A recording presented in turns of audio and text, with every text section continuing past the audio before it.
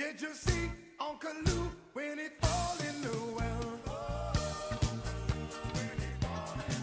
Did you see Uncle Lou when he fall in the well?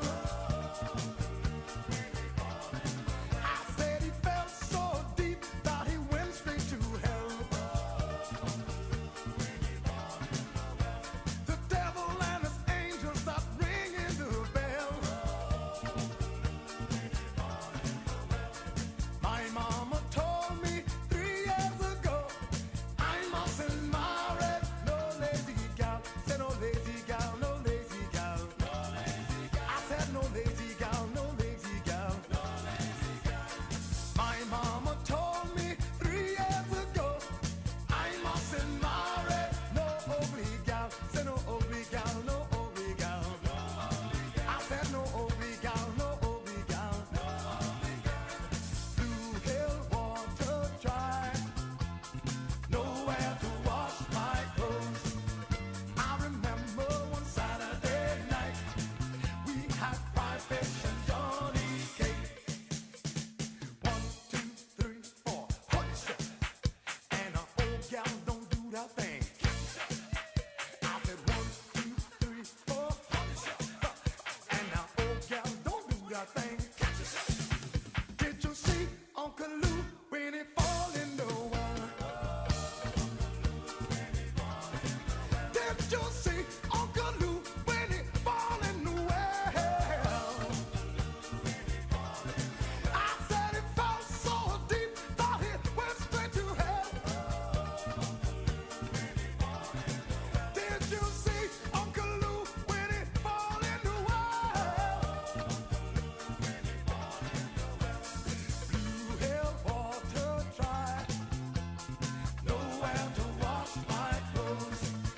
I remember one Saturday night we had fried fish and Johnny cake. Come on now. R-A-T-T-L-E S-N-A-K stuff for raptors. Hold on. R-A-T-T-L-E S-N-A-K stuff for raptor snakes. My name.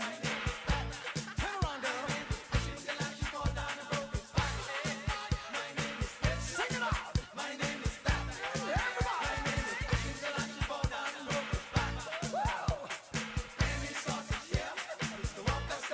There goes Mr. Walker. Take my penny sausage and push it right in. Yeah. Take my penny sausage and push it right in. Yeah. If you touch that thing, your mama gonna know. If you touch that thing, your mama gonna know. Lord, if you touch that thing, your mama gonna know. How she gonna know? Your belly gonna show one more time. If you touch that thing, your mama gonna know. Lord, if you touch that thing, your mama gonna know. Touch that thing, your mama gonna know. How she gonna know? Your belly gonna show. Brown skin gal, go home and mind your baby. Brown skin gal, go home and mind your baby. Daddy's gone away on a sailing boat, and if he don't come back, stay home and mind your baby. How you gonna wheel and turn me? How you gonna wheel and turn me? You make me wanna fall down. You make me wanna fall down. How you gonna wheel and turn me? How you gonna wheel and turn me? You make me wanna fall down. Take my baby like tambourine.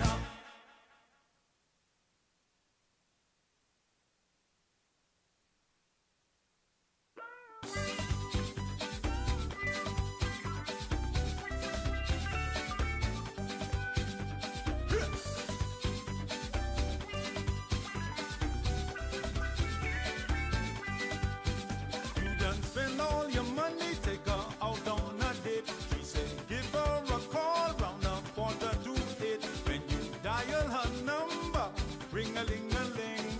She knows it's you, but she just let it ring. But you get swing, you get swing, you got no ting, 'cause you get swing, you get swing, you get swing, you get no ting, 'cause you get swing. Hey!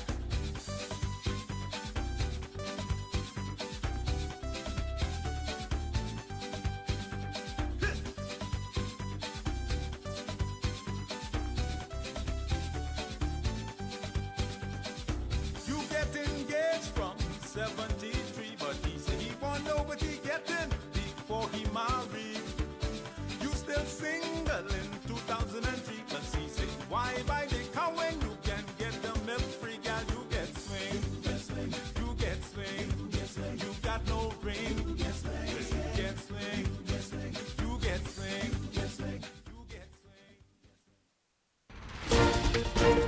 Tonight, Hurricane Erin impacting islands in the south and central Bahamas. This as details on an officer in custody remain sketchy at this time. And later, a 19-year-old internet sensation charged for attempted murder. Eyewitness News starts now. Good evening, everyone. I'm Janae Noel. Thanks so much for joining us. We do apologize for the late start, but topping news tonight, a child falling victim to a brutal car crash earlier today on the Garnet-Lavarity Highway, now near Bahama Rock in Grand Bahama. That incident leaving at least 2 other victims fighting for their lives in hospital.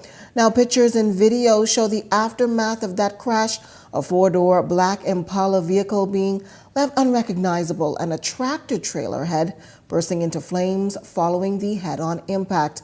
This incident happening over 24 hours after 2 men lost their lives in the nation's second city following a traffic accident early Sunday morning. Both tragic events now leaving Grand Bahama in a state of shock and grief. It's a story we are continuing to follow. You can see on your screens video of that crash taking place earlier today. We're told that the tractor head and the black Impala, they collided, bursting into flames on impact again. A child has died as a result of this incident. It is a story we are continuing to follow, marking the 3rd traffic fatality in Grand Bahama in less than 3 days.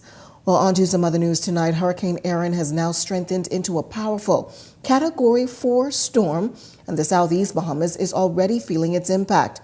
Seas are deteriorating rapidly, and officials are urging boaters to return to port immediately.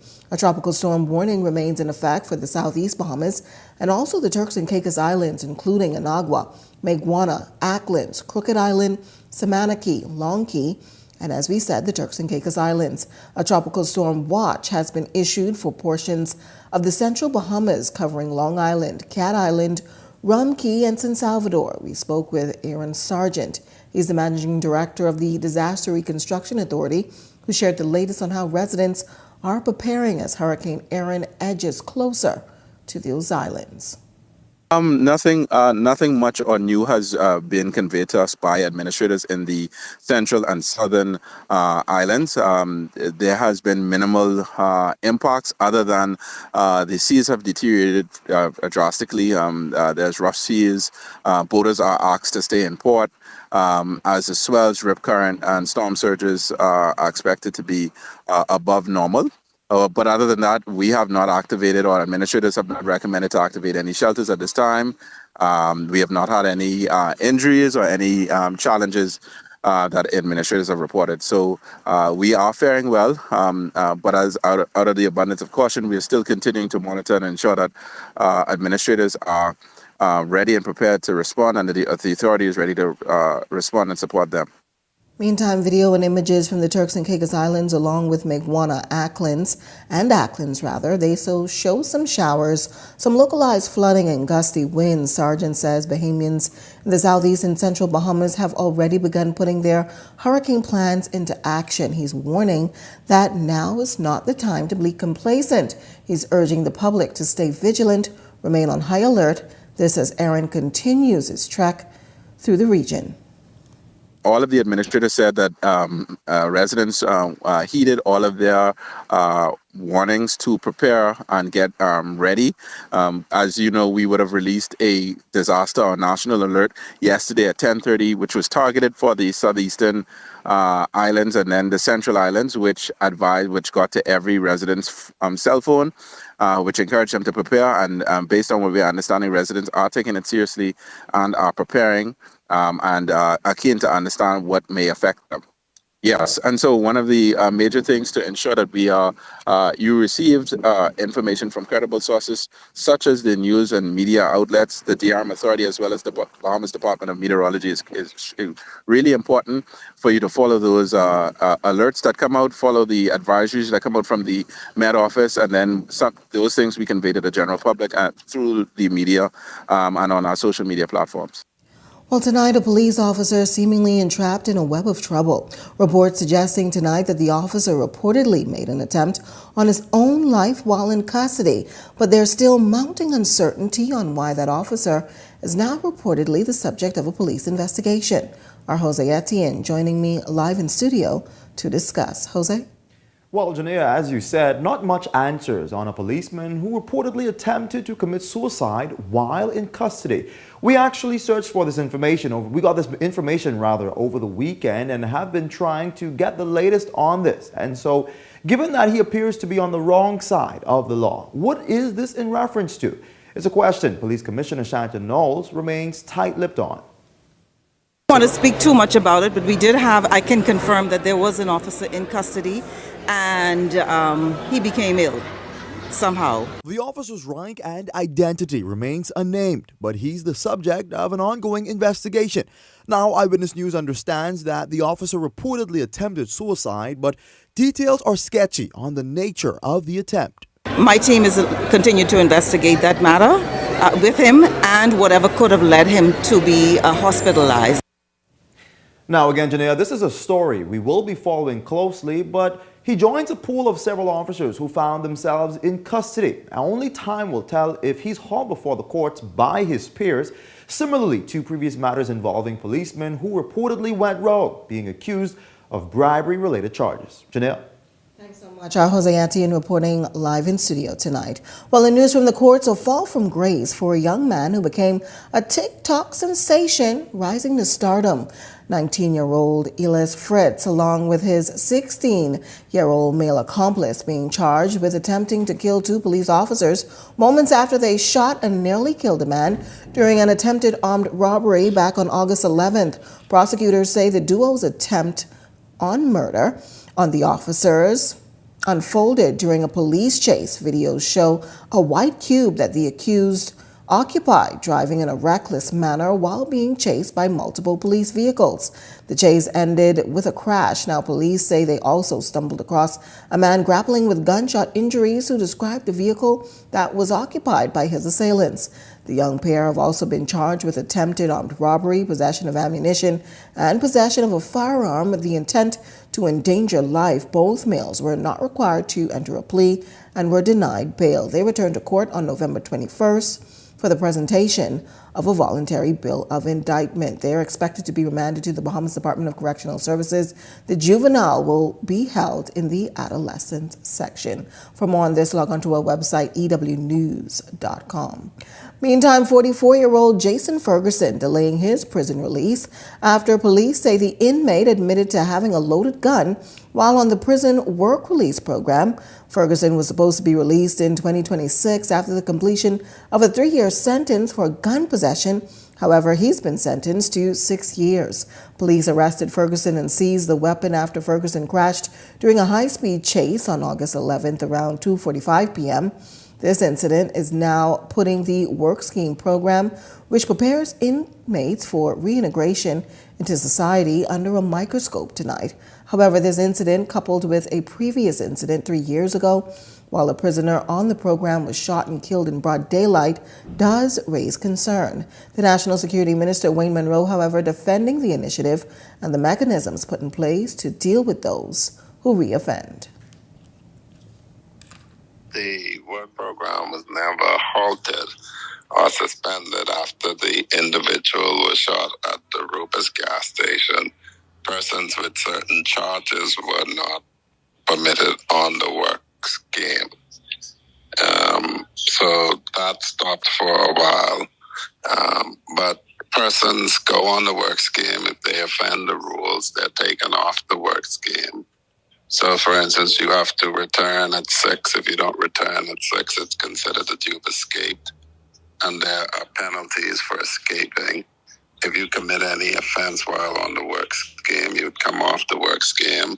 You'd be no doubt prosecuted for the offense that you committed, and you will have that time added to any time that you were then serving. But the work scheme is designed and directed at persons who are coming to the end of their sentences. At least they're not also released without any money whatsoever. That's right. It's worked successfully, I think, for over 50 or more years. Meantime, a 62-year-old senior citizen, a 28-year-old male, and a 26-year-old female arrested on Sunday night during a drug and ammunition seizure during Operation Black Scorpion, according to reports. Officers executed a search warrant at a home on Center Drive in Millers Heights. As there, they discovered a quantity of ammunition in a vehicle along with suspected marijuana. The weight and value of the suspected marijuana still being determined by police at this time. Investigations remain ongoing tonight. Well, a defense attorney is speaking out on a favorable ruling that could pave the way for an officer to feel the wrath of the law, a reality that relatives say is an answered prayer to their quest for justice since the unlawful killing of their loved one that happened almost 2 years ago. Our Jose Etienne has the details tonight. Homicide by murder. Quite a historic coroner's court ruling revealed in recent history that now has reserve policeman Franklin Umbrister potentially facing a murder charge. K. Melvin Monroe, the attorney for the estates of Dino Bain, who was shot and killed by Umbrister, asserting why the ruling was, in his view, the right call. He was on a frolic of his own. Here's what Monroe says. The evidence presented during the inquest proved that he says ultimately decided its outcome. Based on the evidence, he didn't comply with none of the commands by his seniors. He did what he wanted to do.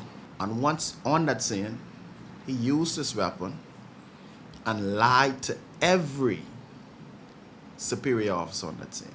Officers sought to stir allegations in court that the 27-year-old victim, who was killed just hours before his birthday, was armed. But Monroe is tearing those claims apart one more time. When their statement, their report was put to them, it was never shown even in the report that they went there to deal with anything as relates to a firearm. All those were red flags. Now, despite Police Commissioner Shanta Knowles asserting that the rare yet severe ruling won't negatively impact the police force, it does renew a long-standing dialogue that scrutinizes the use of force by police. What it will do now is cause us to understand the importance of justifiable force and harm, for us to change our mindset, our thinking when dealing with those people we meet in our communities, so that we can have a second look. And sometimes a second look could be very dangerous for an officer. But of course, that we can have a second look at a situation before we make some action. It also causes us now to look at probably finding ways that we can have non-lethal weapons a part of our arsenal. Now, while Umbrister potentially faces a murder charge, his fate now lies in the hands of the Director of Public Prosecutions, who could either recommend for him to be charged or have him walk off scot-free. The matter has to be adjudicated. He will have his day in court. He is still innocent until proven guilty, because a coroner's court, they don't determine guilt or liability. This ruling comes on the heels of previous adverse rulings, not as severe, but still leaving policemen facing manslaughter charges before the Supreme Court. This case, quite an anomaly for Monroe, who often represents police officers in matters like these. But nonetheless, he has this admonishment for those in uniform. Act within the confinements of the law. There are times officers find themselves in situations, split-second decisions have to be made. And once that split-second decision is made, now you have to consider the consequences. Meanwhile, Umbrister must apply to the Supreme Court for bail. Jose Etienne, Eyewitness News. An update for that story. Eyewitness News understands tonight that Reserve Policeman Franklin Umbrister has been granted emergency bail in the amount of $9,900. The police, who is potentially facing a murder charge, spent the weekend in custody but was advised of his right to apply to the Supreme Court for bail. As you heard, it's now up to the Director of Public Prosecutions to determine whether or not he will face charges. It's a story we will continue to follow tonight. On to some other news. For more than 3 decades, it stood dormant. The iconic water tower at Fort Fincastle, a relic of the past with untapped potential. But that chapter is coming to a close. Under the oversight of the Antiquities, Monuments, and Museums Corporation, the tower is being brought back to life, carrying with it a bold vision for Bahamian heritage and economic revitalization. Adelana Roker has the details tonight. Once a towering lifeline supplying water to surrounding communities, the Fort Fincastle Water Tower is now being transformed into a landmark of opportunity. Slated for completion in November, the redevelopment employs 49 Bahamians and is on track to reclaim its place as a major tourism attraction. Prime Minister Philip Davis, during his tour of the site, praising the progress and stressing that this project is more than structural restoration, it's an investment in Bahamians. All across this country, progress is happening. You can see it in the number of Bahamians back at work. You can feel it in the level of investments arriving on our shores. And you can hear it on construction sites like this, where the rhythm of growth is unmistakable. Directed by the Antiquities, Monuments, and Museum Corporation, the AMC, Director Dawn Cornish admits that there have been delays, but insists the finish line remains firmly in sight. This is the most visited site for the cruise business in the Caribbean. And so, given the impact it has on our economy, we obviously want a quality product. And I'm satisfied based on what I've seen today that we will have a quality product here. And this will also add to our inventory of opportunities for retail. There'll be a gift shop on the inside, in addition to the observation deck, and chances for us also to have paying patrons of that facility. And as the tower rises again, so too does opportunity. Cornish says vendors who once operated here are being engaged with hopes of bringing them back, stronger and more sustainable than before. We've spoken to them. They have interest in determining the date. The initial conversation that we had said, and we had all agreed, contractor and ourselves, we had estimated for July finish. There have been some delays, obviously, and we've had to communicate that. We have to continue to encourage the vendors to be patient. It's difficult for them. You can imagine that they're under tents at Fort Charlotte, and we got their agreement to do that. And I know it's not the coolest summer. And so obviously all of those things, the security of their goods, the fact that this is really their home. So we intend to return them here. There are many factors that have influenced that, and I give my apologies for that, but obviously there are circumstances that are prevailing beyond our control. Delana Roker, Eyewitness News. Well, on to news from the political arena tonight. Fort Charlotte is shaping up to be a battleground in the next general election. Since 1997, the Progressive Liberal Party has won the seat 3 times and the Free National Movement twice. Arlerencia Smith has more in this report.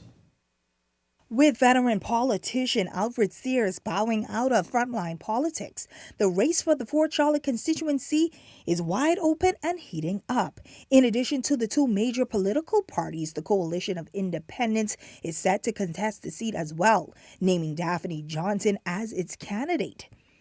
Eyewitness News was unable to speak with Johnson directly, but we did speak with the COI's leader, Lincoln Bain. He says the issues like inflation and crime are top concern for the people of Fort Charlotte, but adds that the constituency has great potential. There's also more economic opportunities that could be given to the people of Fort Charlotte. There's a tourism area in their constituency, actually, and they should be allowed to benefit from that. There should be more opportunities with Fort Charlotte. We need to bring that to life and give people in that constituency opportunities to be vendors and other things in that constituency. There are beaches in their area that we need to take advantage of. On the F&M's ticket, 30-year-old Travis Robinson is the aspiring candidate for the area.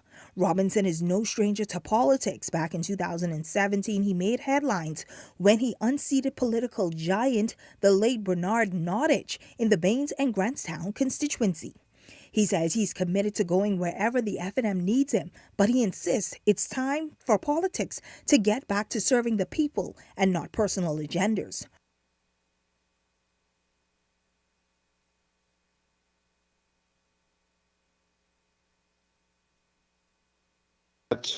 inflation right now, that's definitely topping the list for persons who I speak to when I go door to door and hear their frustration, grocery bills, and compounded by all of the other bills that will come about in terms of electricity as well.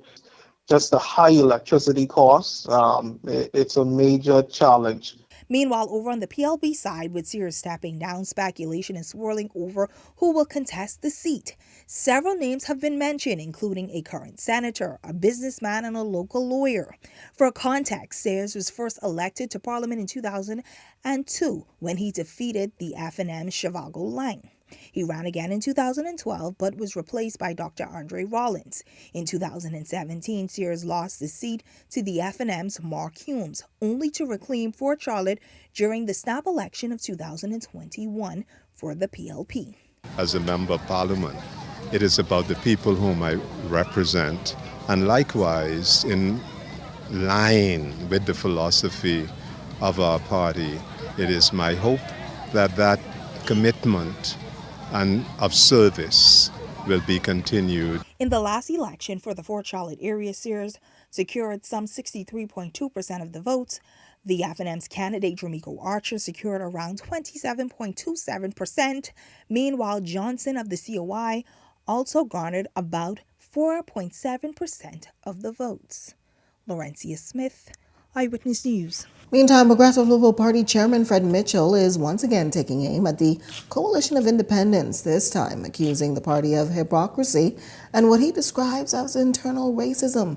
Mitchell is criticizing the COI for what he says is a double standard in their treatment of foreigners, remaining silent on white immigrants entering the country while constantly targeting Haitian immigrants. He claims the party's actions show a preference for money over national interests. As I was canvassing Fox Hill last week, it was discovered that two new candidates are in the field competing with the FNM candidate for last place.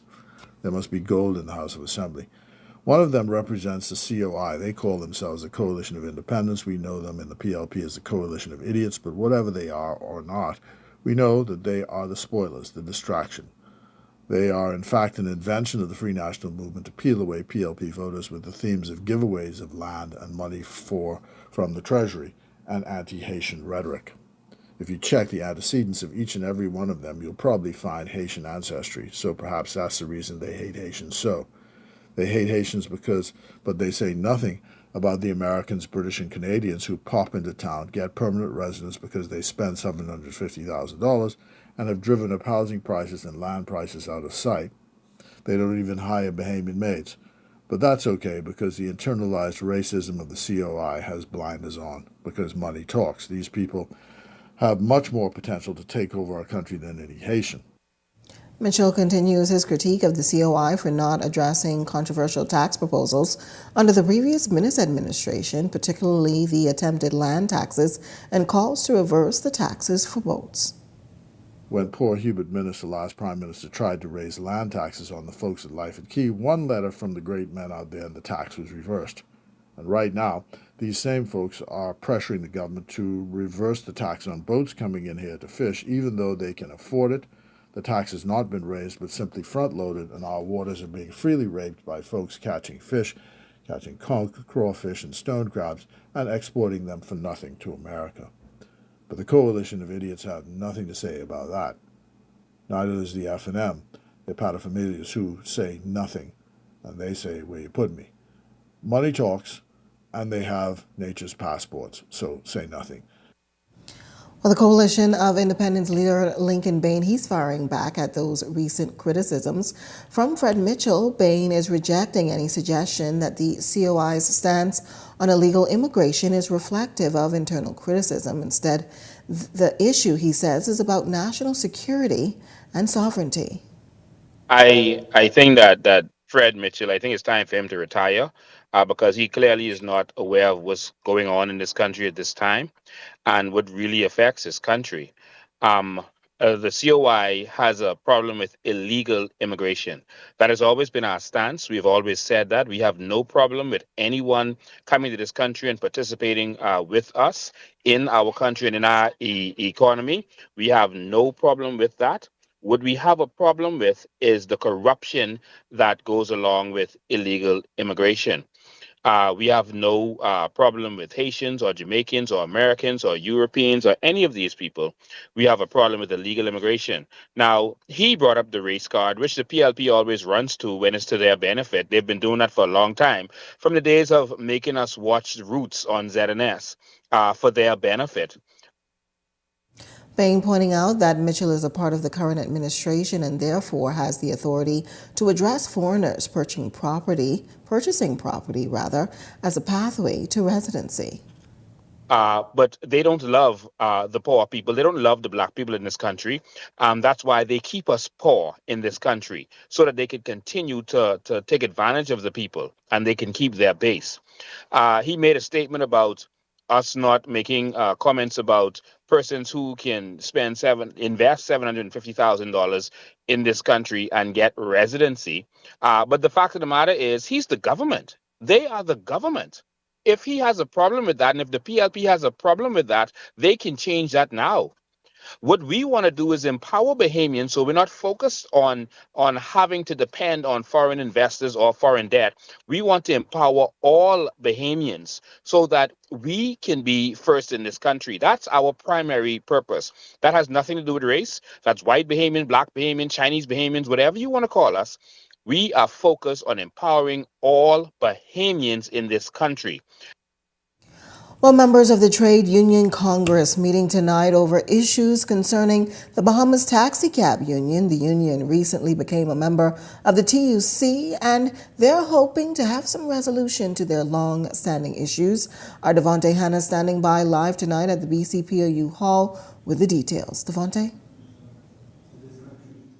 Well, Janelle, we're coming to you live from inside BCPOU Hall, where the Trade Union Congress has called an urgent meeting for all of its affiliates, and that call came from President of that union, Obi Ferguson. Now, we can tell you that the reason for this meeting was the fact that they want all affiliates to rally behind the Bahamas Taxi Cab Union, which is led by Tyrone Butler. Now, Butler says chief among the issues that they hope to discuss tonight is the fact that a lot of taxi cab drivers feel as if they've been feeling disenfranchised or overlooked, and this is due to the fact that livery plate drivers have been allowed to operate in spaces that they're usually not allowed to operate in, and that includes hotels, that includes Nassau Cruise Port, as well as the airport. And he says that this is now taking the livelihoods and cutting into the earnings of the hundreds of taxi cab drivers here in country. Now, he also says what has exasperated this issue is the fact that he alleges the government has issued over 800 taxi cab plates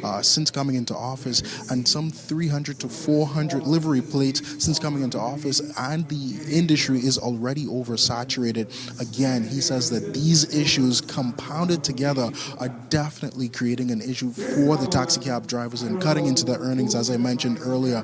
And tonight, President of the TUC, Obi Ferguson, sent a clarion call to all members and all affiliates of the Trade Union Congress to stand behind the taxi cab union, one of the unions he says that is most important in Bahamian history.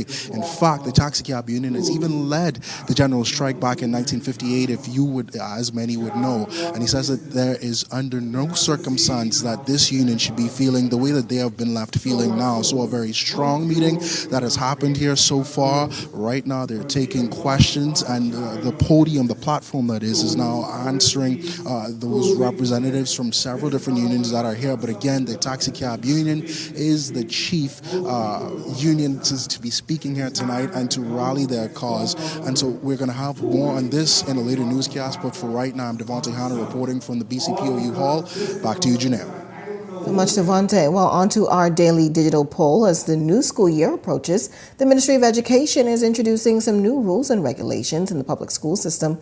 These changes include a new digital ID for students, stricter visitor policies, and tighter campus access. Eyewitness News turning to social media, posing the question, will these new rules and regulations foster a safer, more disciplined school environment? 74% of participants voting yes, definitely, 13% voting somewhat. 13% voting no, not at all. Be sure to continue to participate in our daily digital polls. And it's back to school. Be sure to send us all of your back to school photos for our digital platform as well. Well, if you've got a news tip or if you've seen news in the making, call the ION News hotline at 397-6397. We also invite you to send your letters to the editor for publication on all of our social media platforms, Eyewitness News Bahamas at gmail.com. And if you're watching on our Facebook or YouTube page, share your thoughts about today's stories in the comments section. We want to hear from you. We're just getting started in Eyewitness News tonight, but when we come back, BTVI to get a new campus. We've got the latest update on that. And later, the Foam Foundation gets a donation from the business community. We've got more on that right after this break. While others see customers as numbers, we see our customers as people, neighbors, friends who deserve more than one-sided connections. That's why we are redefining what real connection is by prioritizing our customers and showing our appreciation by putting our money where your loyalty is. BTC customers, claim your $200 Bahamas Air gift card when you add postpaid mobile to your internet plan. That's loyalty that flows both ways. The last eclipse of our galaxy. Scientists are gathered here today to witness this extraordinary event. Simply marvelous, extraordinary, unforgettable, one of a kind. Oh man, that's amazing. You can't ignore the craving that makes everything crunch. The new crispy barbecue bacon sandwich with barbecue sauce, cheddar, bacon, crispy onions, and an extra large chicken fillet. KFC, it's finger licking good. We're here at the Nassau Village Community Center project, where over the past 17 months, we've hired over 20 Bahamian subcontractors to bring this beautiful project to fruition. I've been living in Nassau Village for more than 19 years, and to see a project like this bring great joy and pride to me. This state-of-the-art multi-purpose community center will serve as a crime-fighting initiative in the community, also help with the education of our kids in this community, and a hurricane shelter. Yeah, and it also shows what we as Bahamians can achieve when we work hand in hand with each other. We have the technical know-how, and we can pretty much deliver on any project here in the Bahamas or in the world. Bahamas Stripe and the Bahamian company, they prove that they believe in Bahamians. Based on the outcome of this project, I don't think they're disappointed in giving a small person an opportunity to do a job such as this. The more opportunity they get, the more opportunity we will get.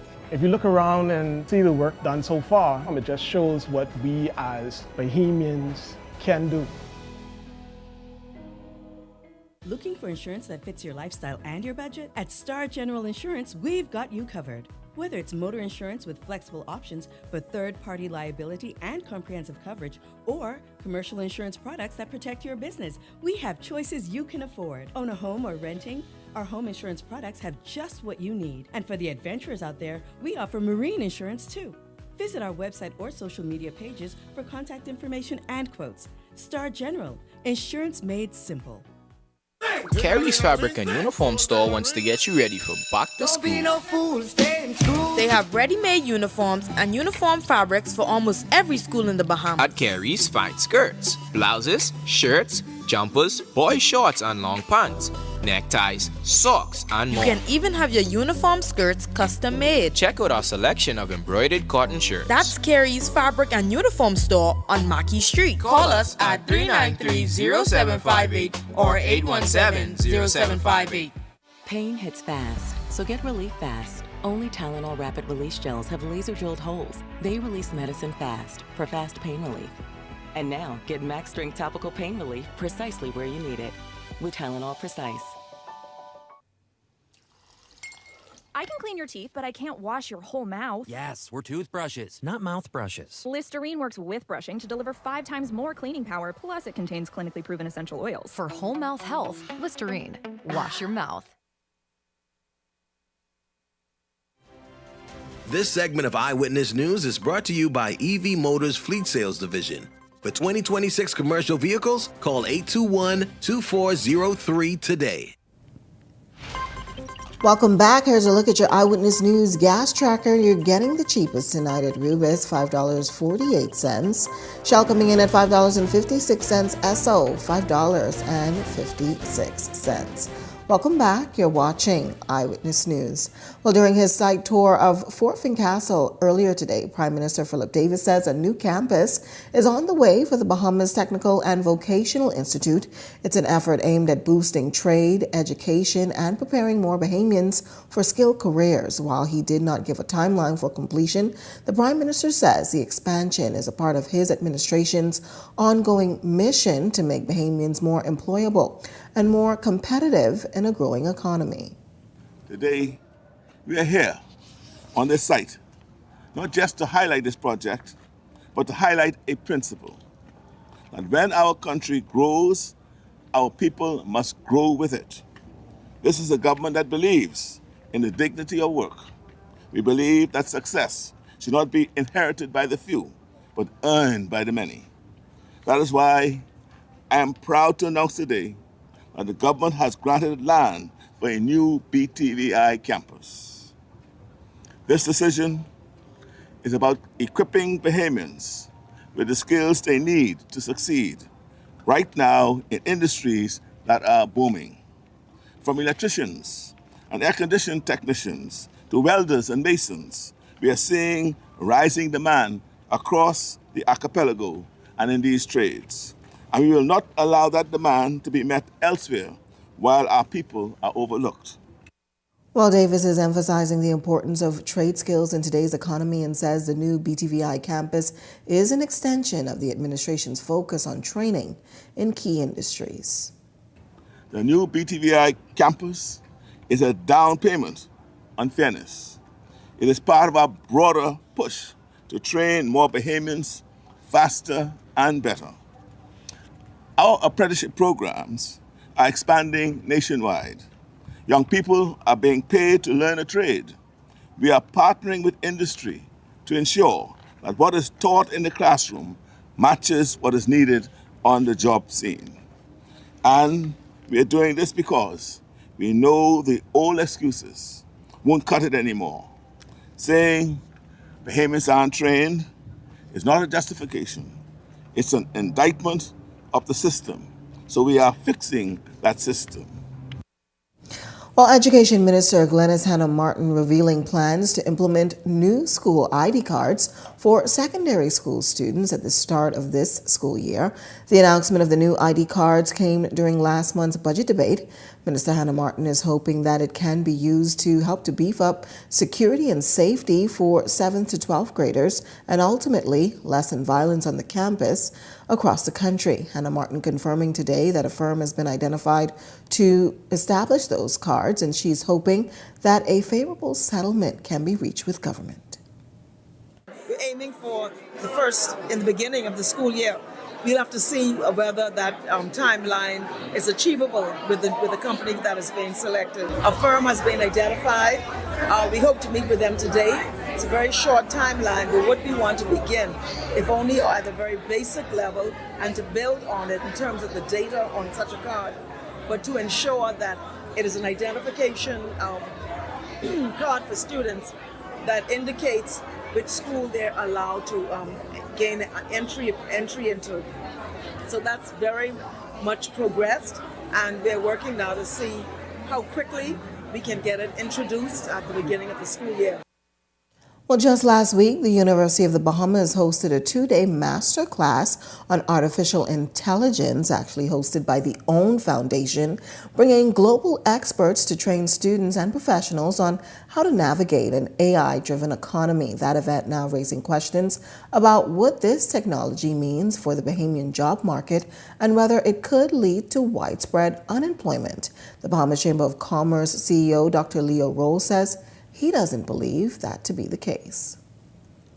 We see the benefit and the complement of it in the business community, in businesses, and we encourage our members to take advantage of it, to teach your employees how to use it, to incorporate it in the business, not to shy away from it and not to think of it as job displacement, but job realignment, such that your employees, your customers, your competitors, your other businesses, etc., would see the example that you're setting, would follow suit, and would become a better society by incorporating these tools as opposed to shying away from them. Now, Roll says artificial intelligence is already playing a role in the business community, helping companies become more efficient and competitive. He believes its future impact will open new doors rather than close them. We can do is complement that human touch with AI as it's been doing. We see our members every day. Simplified Lending just the other day incorporated a what we would consider an AI loan officer that was able to take client information, it was able to take the application, it was able to adjudicate the application. Of course, human ingenuity had to come in and the person still has to review and look over it. But now, when they can do only, let's say, one application in an hour, they can do 10, 15 in an hour because the AI system is now generating. And so what it does is it allows for, as I said, productivity to go through the roof. It allows for persons to work smarter and not harder, but it also shifts the way that jobs are done. It makes doing your job easier, but also more accurate. And so In a display of corporate social responsibility, the Bahamas Chamber of Commerce and Employees Confederation is turning sports into social impact following its third annual Chamber Classic Golf Tournament held back on June 8th. The Chamber donating $1,500 to families of all murder victims, or FOAM, the nonprofit on the front lines of trauma and advocacy. Delano Roker has the details tonight. The rolling greens of the Ocean Club Golf Course served as more than just a playground for business leaders and executives. They became the ground for change as the BCCEC pledged proceeds from the tournament to causes making real impact in Bahamian communities, states Chamber CEO Dr. Leo Roll. What this funding does is it allows for us to, one, as I said before, make good on our corporate social responsibility, but also to give back to the community, even as we stretch our meager resources to help others on other nonprofit organizations. Families of All Murder Victims, or FOAM, operates out of a cramped 6-bedroom facility. It is a lifeline for survivors of domestic violence and families shattered by homicide. They receive desperate calls every day from people with nowhere else to turn, a crisis that continues to widen, shares founder Candy Gibson. I thought during COVID that we had an issue with homelessness and persons being evicted, single mothers having nowhere to go. But up to yesterday, people were telling me they're homeless. Up to yesterday, I had a pastor reach out to me and told me if I have any more space because there's a person with their children with nowhere to go. And so this project, this vision God has given me, this is not wanted. It's not a want project. It's a needed project. For Gibson, the fight is far from completed, calling on more private partners and increased public support. We got the architectural drawings. God is good. We put that in. We got our permit number. And this weekend, God was so good to us. We were able to start the cutting of our foundation. And so even though we're close, we're still much further. And so with that being said, I need your help. While it's good to say, Candy, you're doing a good job, I need your help.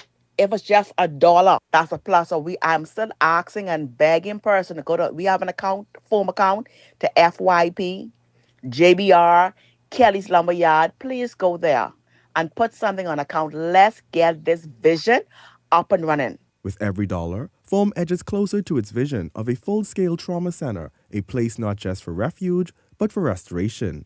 And with more private sector engagement like this, that dream could soon become a reality.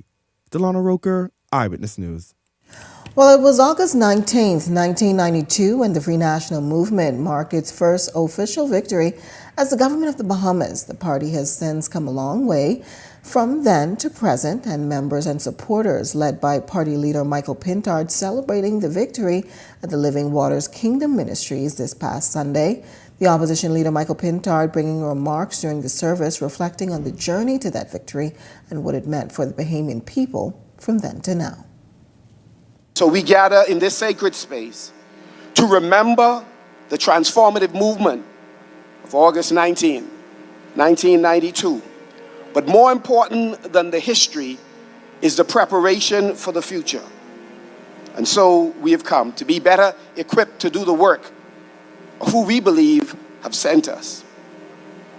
It was the election that changed the course of modern Bahamian history, where utilities throughout the Family Island was transformed and the stranglehold on the airwave was loose so that Bahamians from all walks of life can criticize every politician because none of us are beyond rebuke or criticism. And so we are grateful to our second Prime Minister Hubert Alexander Ingram. And we recognize the work that Bahamian people who at different times in our history have decided who will lead them. According to Pintard, the victory also marking a significant step for women in politics. And so the change in 92 also meant that no one or two mothers in this country can give birth to national leaders. That all of our mothers had a chance to breed as they have bred you to do incredible things on behalf of our people.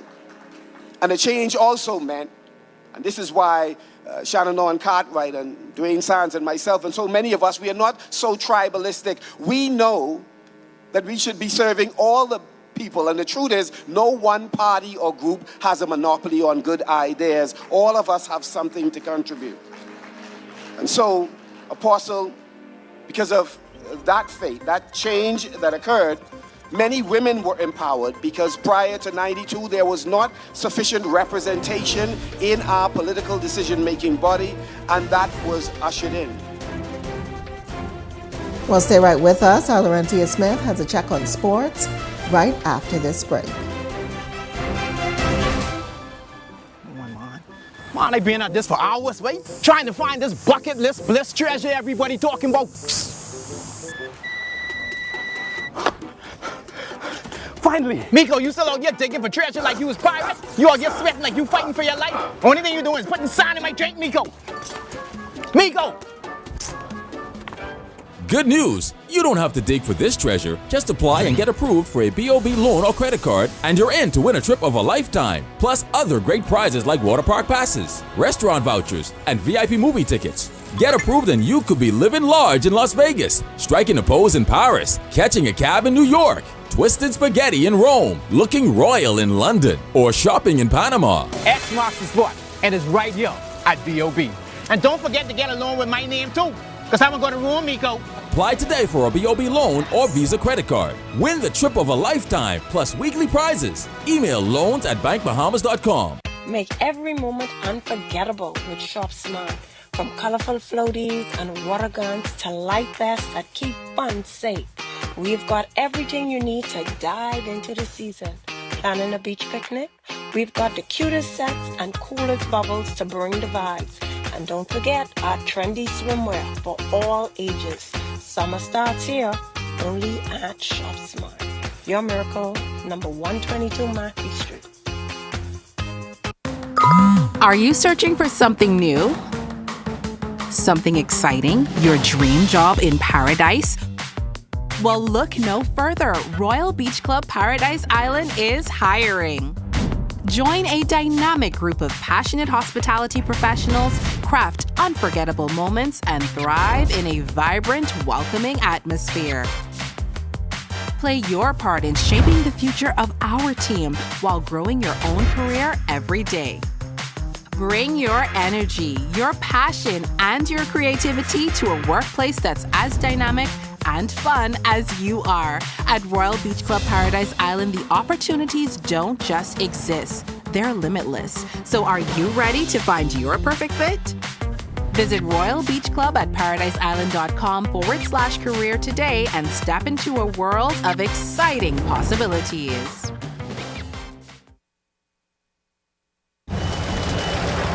It's me, Wednesday Addams. Your life just took a dark turn. I regret to inform you that I have devised the meal of misfortune with Wendy's. It's pure torture for your taste buds, with 4 nightmares dips of dread. Don't waste my time asking which ones you'll get. You must surrender to your fate. Enjoy the anguish.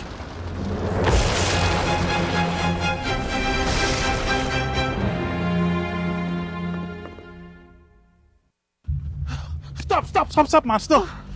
But it's hot today, boy. Wait. You see that? Mm-hmm. That's snowing.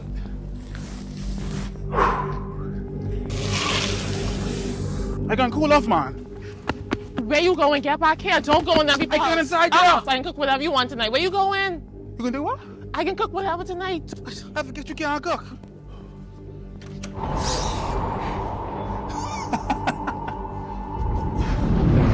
Step up the heat and enter Skypole. Expert installation, cool comfort, and reliable service. Brought to you by Discount AC and Supplies. Your one-stop shop for top-tier AC units. At the Water and Sewage Corporation, safety and convenience are our top priorities. However, our meter readers face challenges that can make their job difficult. Locked gates to guard dogs sometimes leads to missed readings and estimated bills, which can be frustrating for you and us. That's why we're upgrading to digital meters. They bring safety, accuracy, and convenience to homes across the Bahamas. We can streamline data collection, reduce on-site visits, and provide more accurate bills with no more estimates. Digital meters also help detect leaks early, saving you from costly bills and reducing water waste. Soon, a user-friendly app will let you track your water usage, manage bills, and stay informed, all at your fingertips. Over the next year, we're rolling out digital meters nationwide, transforming how we serve you with a safer and cost-efficient water supply. To learn about our digital meters, visit our website or call us today. And don't forget to update your information at any of our locations. Your favorites aren't special every day at Super Value and Quality Supermarkets.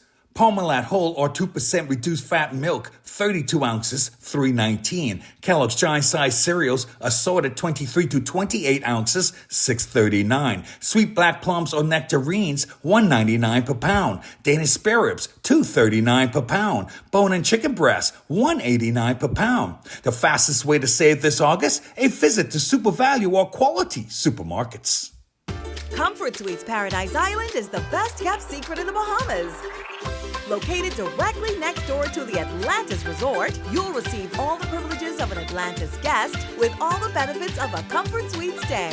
Enjoy everything Atlantis has to offer, including Aquaventure Water Park, plus all the amenities of Comfort Suites.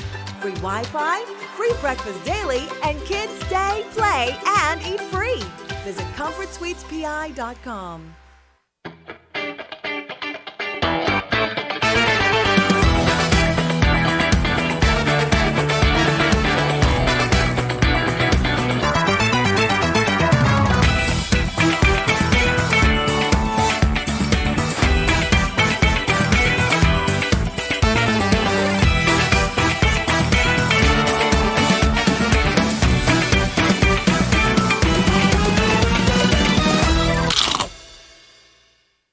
Carrie's Fabric and Uniform Store wants to get you ready for back to school. They have ready-made uniforms and uniform fabrics for almost every school in the Bahamas. At Carrie's, find skirts, blouses, shirts, jumpers, boy shorts and long pants, neckties, socks, and more. You can even have your uniform skirts custom made. Check out our selection of embroidered cotton shirts. That's Carrie's Fabric and Uniform Store on Mackey Street. Call us at 393-0758 or 817-0758.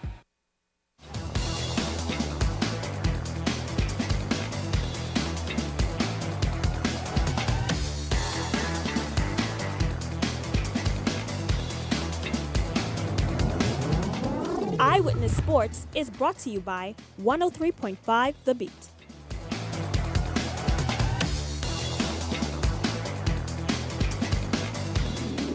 Welcome to another edition of Eyewitness Sports. I'm Laurencia Smith. Thanks for joining us.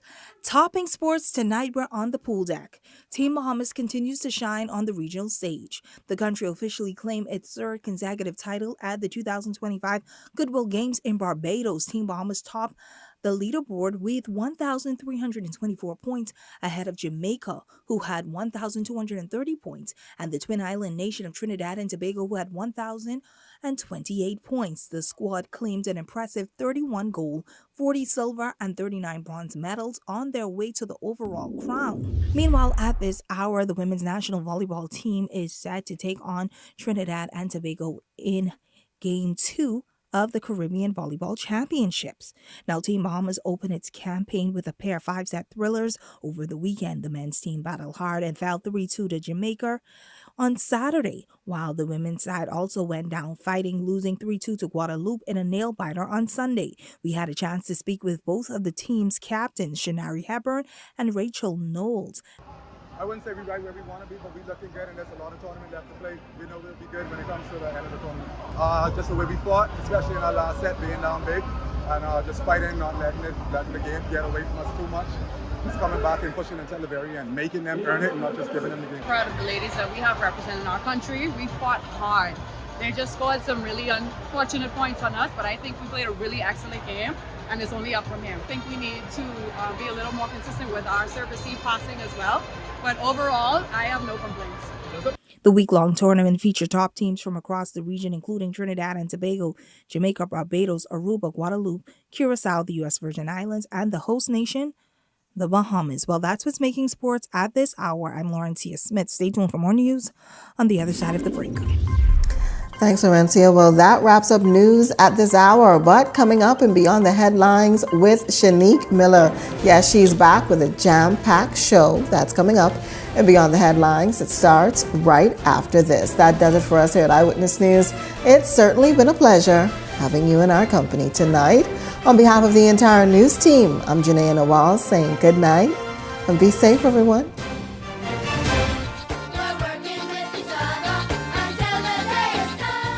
The Ministry of Education and Technical and Vocational Training, in collaboration with the Department of Labor, hosted its first job fair to recruit teachers and special services staff. Education Minister Glenys Hannah Martin, Education Director Dominique McCartney-Russell, and Labor Director Howard Thompson emphasized the importance of hosting the fair. There is no profession more important, more impactful than this one. None. None.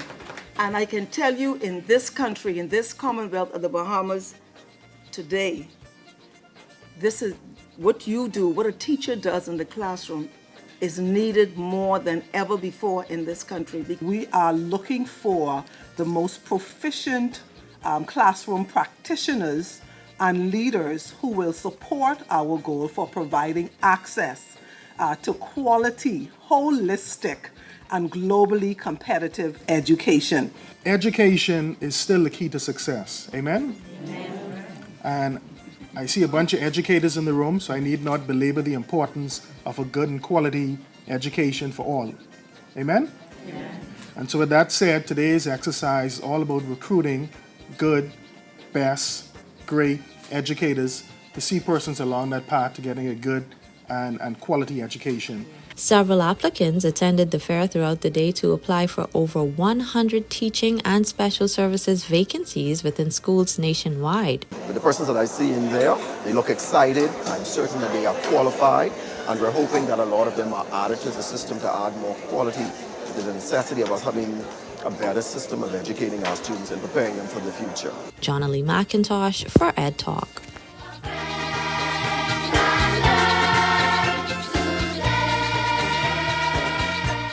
Hey guys, the IL Cares Foundation invites you to our Back to School giveaway on August 23rd at the University of the Bahamas, Poinciana Drive entrance. Join us for a day of free school supplies, food, and fun as we help prepare students for a successful school year. We are also going to be on the Family Islands on August 23rd from 12 p.m. to 3 p.m. All are welcome, so come on down and support the community with IL Cares. At IL Cares, we care. Welcome to Paradise Premium Foods, where exceptional taste meets everyday convenience. Right in the heart of Hurricane Hole Plaza, whether you're planning a beachside brunch, an intimate dinner, or simply restocking your favorites, we offer only the finest selection of local and imported goods, handpicked for quality, freshness, and flavor. At Paradise Premium Foods, shopping is effortless, service is personal, and every visit feels like a treat. From gourmet meals to go to organic essentials and indulgent treats, this is your neighborhood market elevated. Live well, eat better. Discover Paradise Premium Foods, now open at Hurricane Hole Plaza, Paradise Island. Paradise Premium Foods. Taste the difference.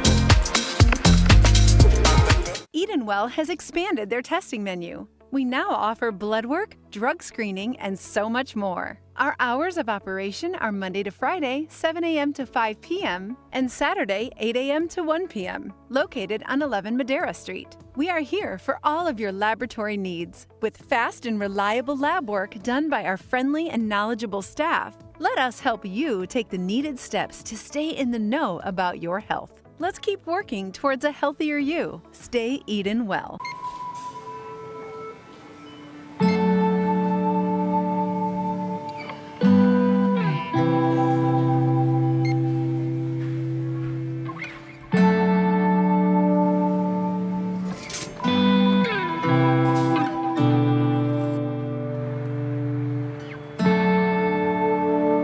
We all know there are ways we can help.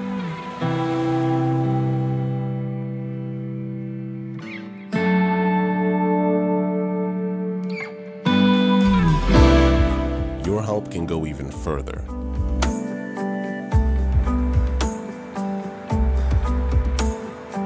Be an everyday superhero.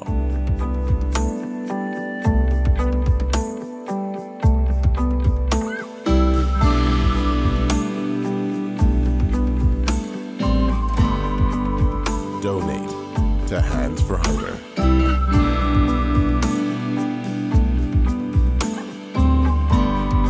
So you want a space. But not just any space. You need something with a little more potential. So how about 1,000 square feet of room to play with? Superb audio and video production capability, digital LED wall, full lighting grid, and about 124 seats to accommodate a full studio audience, with so many other features. Make us your home for your next concert, conference, and so much more. Honestly, the possibilities are endless. Here at ILTV Studios, we'd love to bring your next event to life. So what do you say? Do you want our space?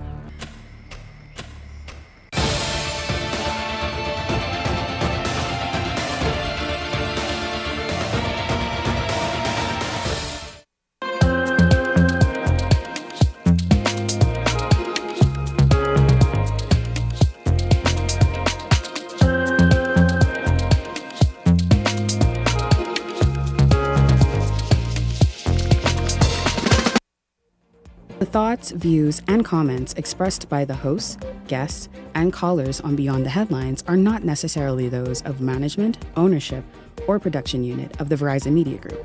Beyond the Headlines is a production of ILTV Studios and cannot be reproduced or represented in part or entirety without express written permission of the Verizon Media Group. Beyond the Headlines is the intellectual property of the Verizon Media Group. Copyright 2021.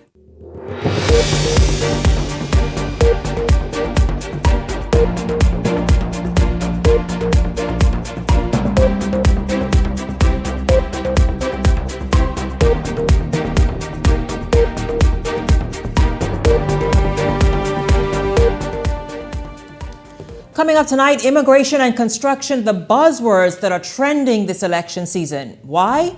Well, according to Prime Minister Davis, construction is booming and the need for skilled construction workers great, as there is a lack of skilled workers here in the Bahamas. However, the BCA asks, why is the Department of Immigration granting unskilled foreigners work permits if there is such a need for the skilled workers?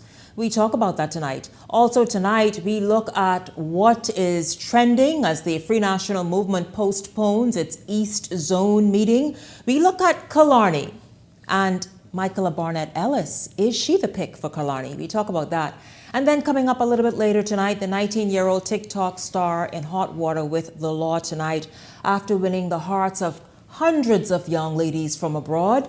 Well, it's his alleged actions against the police that has dimmed his star. This is Beyond the Headlines. Good evening. I'm Shanique Miller. It's great to have you along this evening. The construction industry is booming. There are new plazas. Let's just look here in New Providence what's happening. New plazas, shopping centers, Airbnbs, boutique hotels, and so much more being built here in New Providence, Grand Bahama, and across the country. It really has not been seen at this level in quite some time. A perfect situation for the economy, and for those in the construction industry. However, President of the Bahamas Contractors Association, Leonard Sands, says, not so fast. Sands says Bahamian construction workers in particular are not feeling the benefits of this construction boom. Instead, he says unskilled foreigners on work permits are. Well, I'm going to get into it with Leonard Sands this evening to hear exactly. Good evening to you, first of all. Welcome to Beyond the Headlines. It's good to have you here. Good evening, Shanique. Happy to be here. That right there is a serious kind of little statement. You said unskilled foreign workers are feeling the benefit of our construction boom. Yeah, part of the reason why I made that statement is based on the fact that I could say with certainty that while there is a need for some skilled workers in the country, the question we have from the Bahamian contractor standpoint is really twofold. If there is a need for skilled labor, skilled trade labor, and I don't want to say the word labor because when you say labor, people just expect it to be persons who just lift blocks or what's not. Persons who have the skills in it, right? Question, we are beginning to train Bahamians, but why did we take so long? That's the first thing. The second thing, if you analyze the data from the thousands of persons on work permit, now I can tell you what I understand, what I know is the fact is this. More than 85% of the persons who are on work permit are not in the skilled areas. What do you They're mean in the general labor category. What are you trying to say? Are you trying to say the work permit says what on it? General laborer. Now, a general laborer is in construction an unskilled individual. That's a person who is a hands on the side. So are you hearing now? See, you in charge of this industry. Fact. You in charge of this industry. Are you hearing contractors, whether they be for local projects or projects that are foreign direct investments, saying that listen, these people who are holding work permits with general skilled labor on it don't know what the dickens they're doing? Is that what you're hearing? I want to say that I don't think that there are applications by persons doing the work that we see in abundance happening being made for the general skilled or the general unskilled labor. I think the applications are coming from members in our community who need a gardener and need somebody to take care of your home when you're not there or your yard or whatever. And then those persons, in violation of the work permit, go and find work in construction. That's what I believe. Well, because a resort or a project needs skilled labor. They do. They don't need unskilled labor. They would not make an application for unskilled labor. It doesn't make sense. No. Okay, so where do Bahamians find themselves? The Bahamian construction worker who is said to be unskilled, where do they find themselves? You're saying, well, if you're bringing on these people who are unskilled and learning as they go, might as well take the Bahamian on and let him learn as he goes? Now, part of the challenge with that is that, yes, that is the position of the Bahamian Contractors Association, because the industry for many, many years have been training the persons who came here unskilled and now got skilled in the Bahamas. Yeah, but is it a difference of them wanting that skill and going after it, I mean, hungrily versus Daquan them sitting down? 60% of that Leonard, wait, is listen, their necessity. They need to eat. They coming from a depressed environment and they can do whatever it takes. They can do what it takes. So therefore they show up on the job and they learn. Absolutely. But you got the Bahamian who could care less, and so he shows up and he said, man, how much block you want me lift? And so let's be real. That's true. So you know these people ain't trying to get upskilled from where they are, number one. I understand that, and that is part of the problem. However, to the Prime Minister's statement today, he said he's interested in finding ways to get more Bahamians into construction. How do you suppose? You see, because I'll tell you, you know better than I do, that these multi-million and multi-billion-dollar projects that are all around, and people with these very exquisite now desires and plans for whether boutique hotels, homes, Airbnbs, personal homes, whatever it is that they're doing, shopping plazas, all the rest of it, they ain't trying to give you a test run. Well, let me say this. So how will Prime Minister Davis and you meet this goal of trying to upskill these people who could care less about upskilling? Easy. First of all, we need to talk about what are the benefits of having a good career in construction. We don't do that. No, we don't. Shanique, when is the last time you've heard someone say, whether they have children or not, I want my child to be a mason, a carpenter, a drywall mechanic, electrician, a plumber, HVAC technician? I've never never heard it. No. So the story of construction has been muddy. Let me give you the facts of construction. Once you're out of that general labor category on all of these projects, all over the Bahamas, from Make Warner to Grand Key to Bimini, and you get into that trade specific area, an electrician makes probably about $50,000 a year. That's electrician. A HVAC technician probably is around $45,000 a year. A painter is about $50,000 a year. No one's telling our young kids in high school that they could make. This is conservative. This is conservative. This isn't overtime yet. Yes. Okay, but who's telling that to our thousands of young men who's coming out of high school? And it saddens me, and I want to say this publicly. It saddens me to see a high school graduate still a parking boy.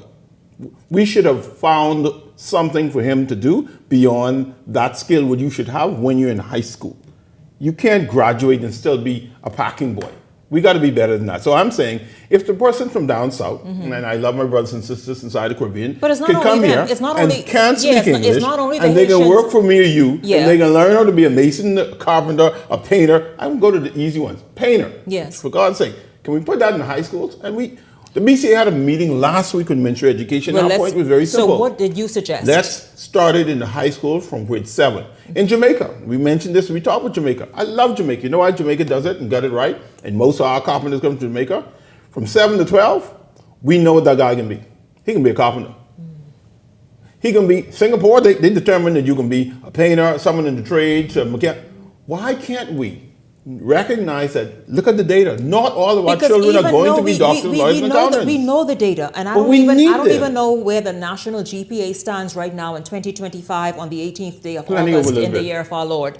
Where it is? Plenty over a little bit. So it's still around F-ish. And that FA. Approaching D with immediate haste. with trying to tiptoe into D. So my thing is then, why haven't we already determined that from 7th grade, junior high school, okay, 10th grade, but 7th grade, because it's perhaps still time to, right. Why haven't we determined that? And do parents want you to come in there and say that, wait a minute, Johnny or Sally really ain't academically inclined, but they will do excellently over here. Are Bahamian parents honestly, I know we say this and it sounds good to say, but do they honestly want to actually do that and admit that and have their son or daughter go in that direction? Let me say this.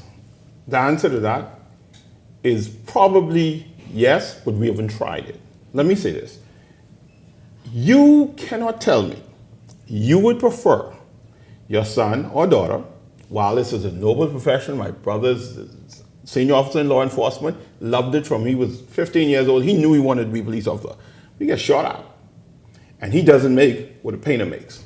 Wow. Now you're telling me I'm a parent, I'm a mother or father. I want my son or daughter, just for the prestige of uniform, to go through chasing down these young men at night and getting shot at for $30-something thousand when my son could go to work early in the morning, come home before 5 o'clock, painting the wall and make $52,000 a year. You tell me that's what Bahamians wouldn't want to choose for their children? We've done a disservice, and I say it strongly, I do not back down from this. We've done a disservice to our young people by telling them after they can be a doctor, a lawyer, a banker, what's not, that there's nothing else that could give them the kind of living. All the persons I know who I grew up with in Baintown own their homes.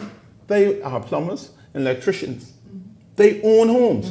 Some persons who have been in the police force for 40 years still trying to get a mortgage. So, yeah. So we got to change that. And so the answer are people like you present them with options that they could actually do. Yes. And this is why I believe the Ministry of Education, like I say, I believe they're committed to it. You have to convince the minister, and you have to convince also the government of Bahamas to take a chance with dramatically shifting the way we deliver education to some of our people and make more available options. I think in 2025 and beyond, we have discussed this so many times. I think now they're open to it because they see not everyone will be a doctor. Not everyone will go and be an attorney.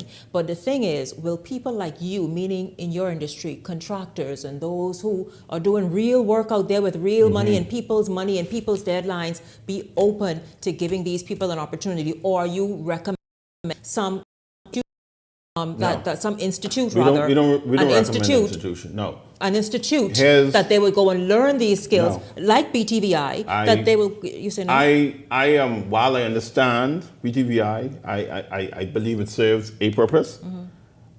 The challenge is to demand is too great for BTVI. And I heard the Prime Minister today mention that it's expanding land for BTVI, and that's good. Every year, we need about 2,000 plus entrants into construction to maintain the levels. Every year, 5,000 students come out of school, half of them are males, half of them females, so you're getting 2,500. You got the group right there. So what happens when you don't train that group to enter your industry? You still need the 2,000. You just signed off on 2,000 work permits. So it's just a real inverse relationship between what you don't train for and what you need, meaning that you're going to have to pay for. And I'm saying let's do it with that group. How slack would you say the Department of Immigration is, and whomever else it is then, to continue awarding work permits that say general worker? But bearing in mind, and I can speak to it very firmly. Yes, but bearing in mind that you know very well that the average Bahamian are not interested in showing up. They going to take a break real quick. They're going to whatever it is they want to do. They ain't going on these construction jobs to get the job done. I would say this from my vantage point, where I directly manage young people. They're very slack. Several teams, and I will argue that I've had instances where a guy came in and he didn't work out at all, and he was obviously had to be made redundant, right? And then there are other young persons right out of high school, show up at 7:30 in the morning, leave at 5:30 in the afternoon every day consistently. So while I think sometimes we talk about the ones who don't, we don't talk about the ones who do. I have a young man we hired him. He asks for every single overtime opportunity that exists, and he has 2 jobs. So he leaves the construction site to then go to another job. We got hard-working young men out there, and I tell you this, if we take away all the opportunities where they can't get to work by other persons who could walk into those opportunities, you create a demand for young persons who want to do the work. So let's talk about, I firmly believe that we could do that in construction. Besides the general worker, and so that is just going and getting water for the crew, I believe. Very little skill. Very little, nothing, getting water for the crew. Once you get your foot working, you could do that. Where has construction gone in the Bahamas? Like, where is it what is the skill set now called for? Now, the trade level has gone to a place where if you're going to go into HVAC tech, you almost have to go to BTVI because you have to understand the science of what you can get into. I had an instance of having my air conditioning system installed in my home, and they had a list of people who could install the air conditioning system directly from the supplier. It's not like, I could figure this out. No, you just can't figure that out. So you have to train for that skill. You want to talk with masonry and stucco? It has changed. And I say the word stucco, and many Bahamians may not understand what that means. You see these nice buildings that the point and the ILs and stuff where you don't have to never touch the color. You have to get trained in how to do that process. So now you want to do your house and you don't have to never paint it. A stucco applied finish on it, which has the color baked in. Those are the skills that are now being demanded in construction. We don't train that skill here. Nobody is trained in the Bahamas to do stucco application. You know they're trained. The expats or the companies that are on a contract doing that work has the workers from down south who sees it, who applies it every day, and all of a sudden, they're now the ones with the skills. And I'm saying, if the skill is that transferable, Shanique, why don't we align our young people with the same? If I go with Gus or friends, and he shows me how to catch bees, I guarantee you, give me 2 fortnights, I'll be a bee catcher. But we're robbing our young people from that transfer of skills. Garth, but say that's you, though. That's not the average person. And I would say, we don't know that. We don't know that as yet. That's what I would say. Okay, well, you know what? Let's carve out a new path in construction, and let's see if Leonard Sands is right. But it's certainly something to think about. Again, perhaps the Department of Immigration has to revise the way it just go and says, go, general worker, go ahead. You go, general worker, because he said Bahamians right there could do the job. The same thing that general worker is coming in to do. I thank you so much. We will obviously pick up this discussion again and go further with it. But thank you for stopping by this evening. Thank you, Robin. Absolutely. This is Beyond the Headlines. We are just getting started. Don't go anywhere. More after the break.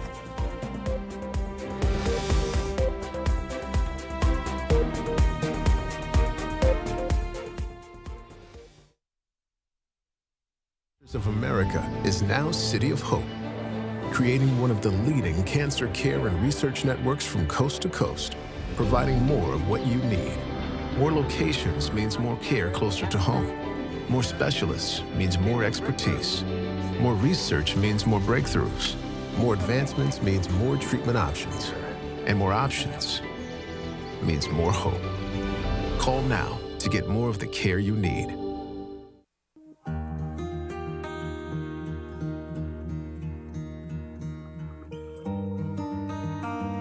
You work hard to provide for and protect the ones you love. However, life can present unexpected challenges. Who you call in times of need matters. Insurance Management is a Bahamian-owned company that has been serving our community for over 40 years, offering a wide range of coverage for all of your personal, professional, and commercial needs. When life happens, rest easy knowing that our skilled and experienced agents are there for you in your time of need, so that you can get back to what matters most. Insurance Management. Nobody does it better. Hey guys! The IL Cares Foundation invites you to our Back to School giveaway on August 23rd at the University of the Bahamas, Poinciana Drive entrance. Join us for a day of free school supplies, food, and fun as we help prepare students for a successful school year. We are also going to be on the Family Islands on August 23rd from 12 p.m. to 3 p.m. All are welcome, so come on down and support the community with IL Cares. At IL Cares, we care.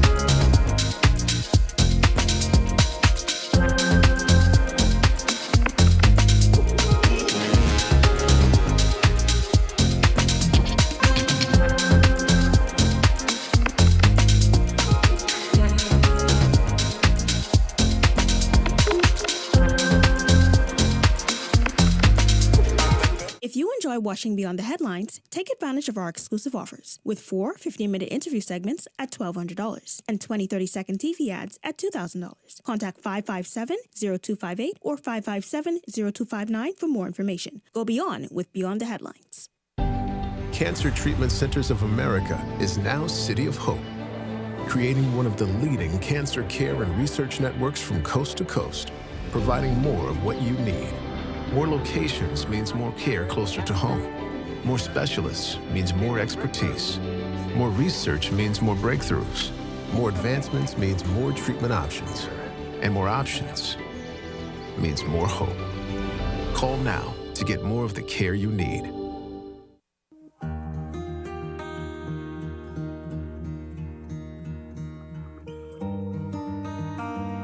You work hard to provide for and protect the ones you love. However, life can present unexpected challenges. Who you call in times of need matters. Insurance Management is a Bahamian-owned company that has been serving our community for over 40 years, offering a wide range of coverage for all of your personal, professional, and commercial needs. When life happens, rest easy knowing that our skilled and experienced agents are there for you in your time of need, so that you can get back to what matters most. Insurance Management. Nobody does it better. Hey guys! The IL Cares Foundation invites you to our Back to School giveaway on August 23rd at the University of the Bahamas, Poinciana Drive entrance. Join us for a day of free school supplies, food, and fun as we help prepare students for a successful school year. This segment is brought to you by EV Motors Fleet Sales Division. For 2026 commercial vehicles, call 821-2403 today.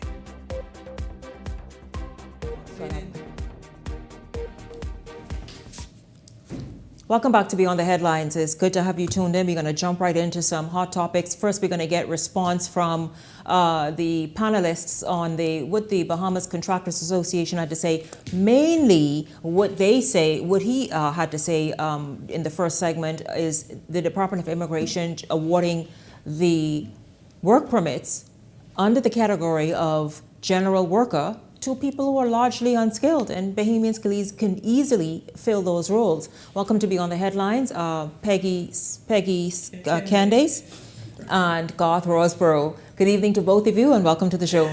Good evening. Thank you for having me, Shanique. Well, good night. I guess Shanique is just getting back and warmed up. Just getting warmed up, my lord. But you're looking well. You're looking very, very good. Thank You look refreshed. Thank you. And thank you very it's a good look on you. And thank you for having us tonight. Vacation. Listen, vacation is I still a little bust up, by the way.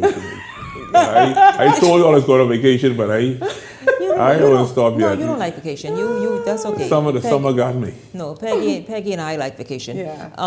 So Peggy and Garth, your thoughts on I'll tell again, two topics that are gaining attention more and more each day. Of course, we know what immigration is, and then the construction industry, which is an indication based on how it's performing that the economy has rebounded, continues to rebound, and is doing pretty well. And of course, we hope that continues on that path. But your thoughts on this sort of skilled worker versus unskilled worker versus bringing in the foreigner, all that stuff. Good evening once again. Thank you for having me. I am so pleased that I got to witness that interview, a great interview. Mr. Leonard Sands just putting the facts, the truth, reality, harsh reality out there. There will be no more assumptions. Some will choose to assume. But the picture he paints is that a lot of dots need to be connected to meet the needs of this country. If there are unskilled laborers getting work permit under general laborer, then Bahamians indeed should be able to get the same position. But he balanced it out by saying, are Bahamians interested in getting these positions? Then he brought more information by showing the benefit, the earning possibilities. Even as an unskilled laborer, you're getting training on the job, you're earning honest living, and you have a potential to be motivated as you become a skilled laborer. I think this is the part of the story that needs to be told to Bahamian young men and women, because there are also women who are interested in the field, that there's money in being a plumber. There's a good life that you can provide for you and your family. I've seen in the U.S., under certain circumstances, of course, this person has to be, like you say, skilled. But a plumber, I imagine even in the Bahamas and in the region, can make more than a doctor. Yeah. And one of the amazing things that I just learned about BPL, that they have a training apprentice program for young electrical engineers. And some were just started the skill and they're doing interview for more.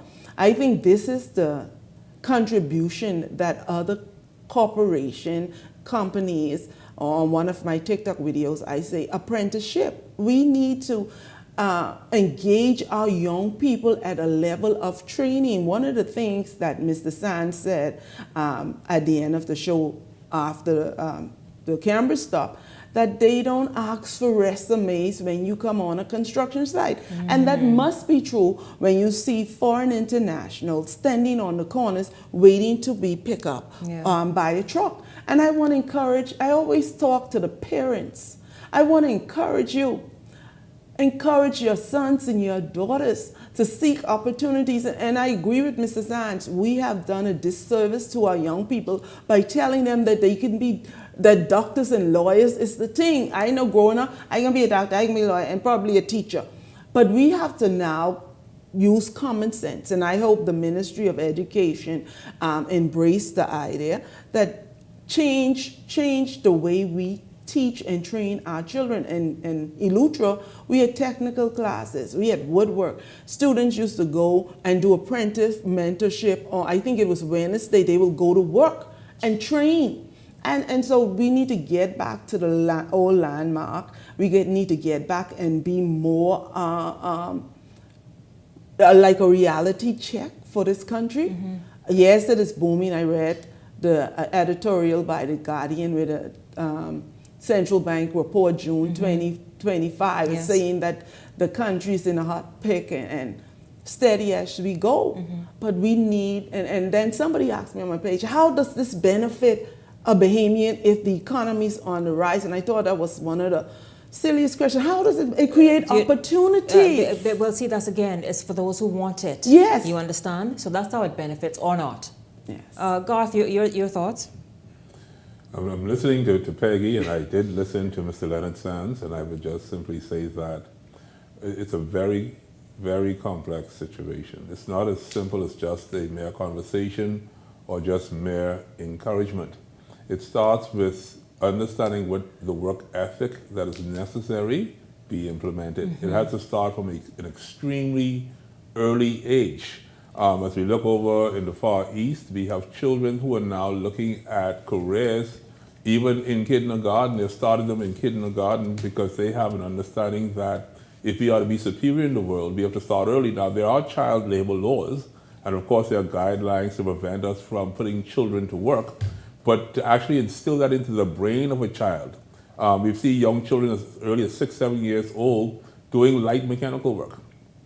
Parents showing them how to hold a screwdriver, how to hold a wrench, of course, under supervision. We have not taken on this particular understanding. We tend to be a bit sensitive when it comes to work. We actually try to prevent our young people from working as much as encourage them to work. I do not understand where we got that ethic from, but it's not working. I was a very, very lazy child, Shanique Miller, extremely lazy. I didn't want to do anything. I didn't want to wash dishes.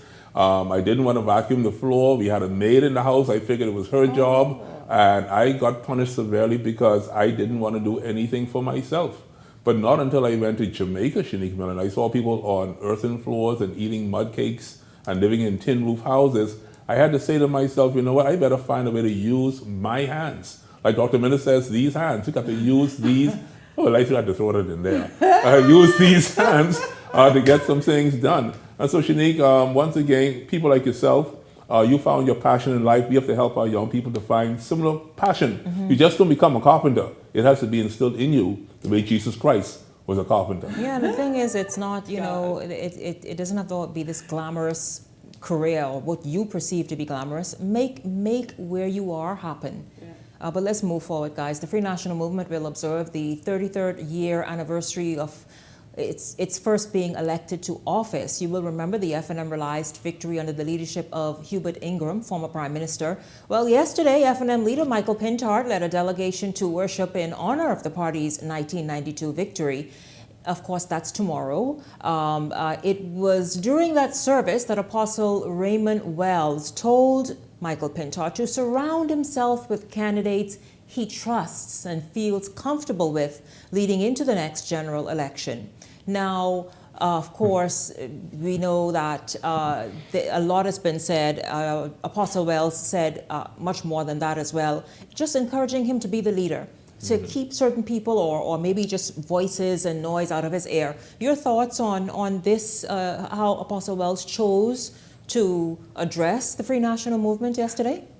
I think that approach, and I don't, can I say ass kisses? No. No? No. Okay. Find another word. But hold on, who say what? No, we're not talking that word. Find another word. Okay.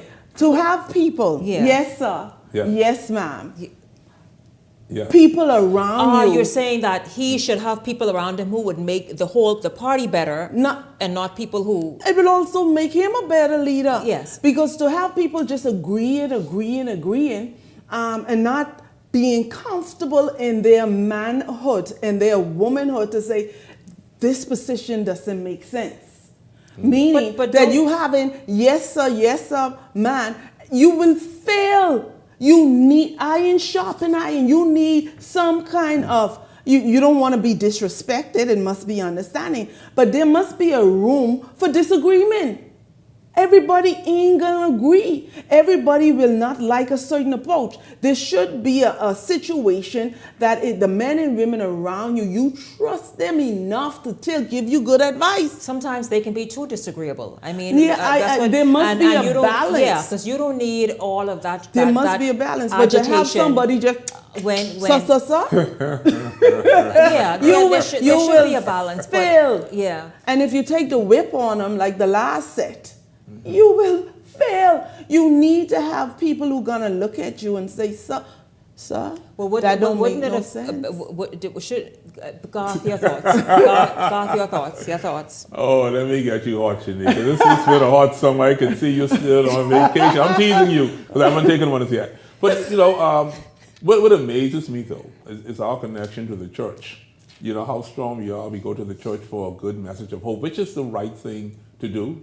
I just wish it was more consistent in our politics as we become victorious, that we stay close to the church and take admonishment and take encouragement and take advice to make our country a better country. It almost seems to be an instant disconnect once victory takes place.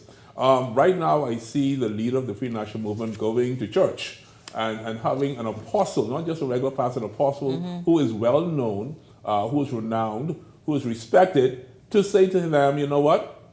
This is my advice to you. Now, whether he takes it or not is left to be seen. But I would not be surprised if even after this message, Dr. Hubert Alexander Minnis' name comes up again. They're going to fight this thing until they can't fight this. It doesn't matter which candidates surround Michael Pintard. Their mind is set on Hubert Alexander Minnis. All the candidates coming in. I don't think they got a chance. I just got to be honest with you, Shanika. They don't have a chance. Who did you think of a chance? Because, listen. They're not given the attention that they need. Everyone's still talking about Dr. Hubert Alexander Minnis. Well, speaking of Dr. Minnis, let's move forward then. We know... None of those candidates matter right now. Not one of them. The ones that we've seen so far, their name is not as big as Dr. Hubert Alexander Minnis. And until that happens where they can have some equal say, some equal recognition, then, of course, I don't care what the apostle prayed.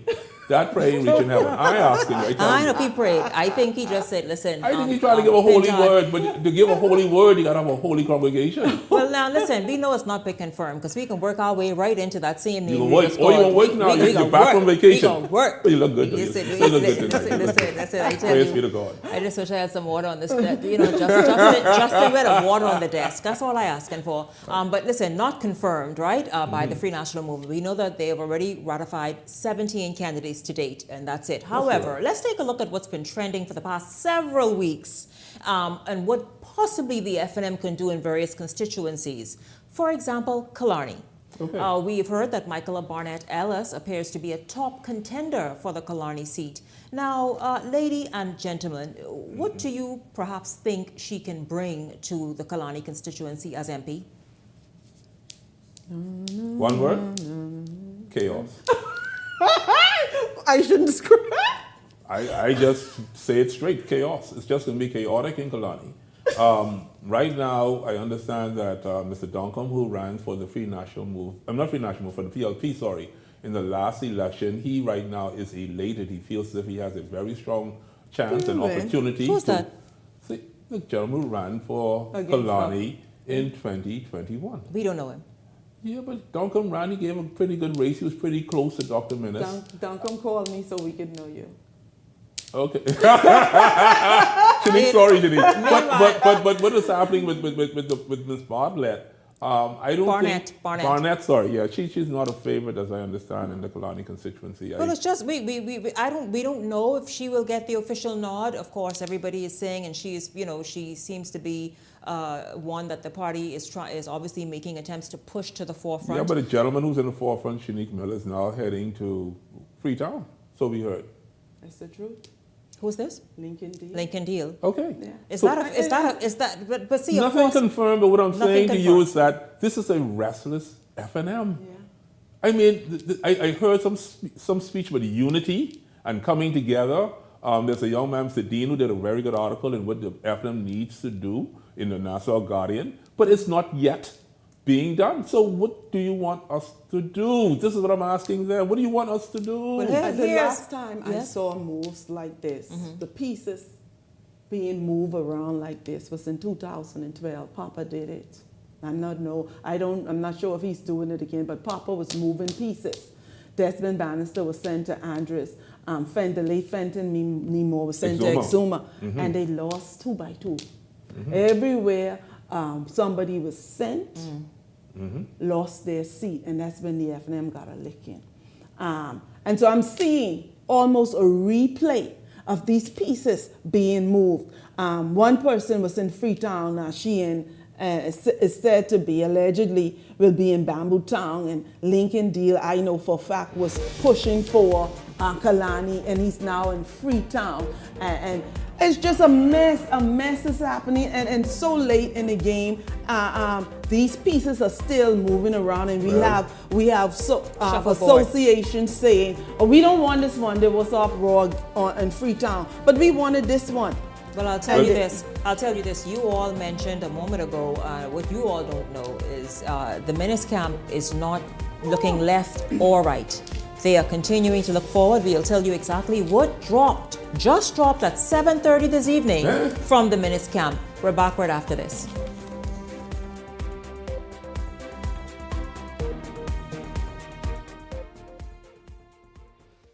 After I was in a plane crash in June 1983, I lost my left arm. I had some good friends came along, fishing guides. They said, man, we can teach you to fly fish.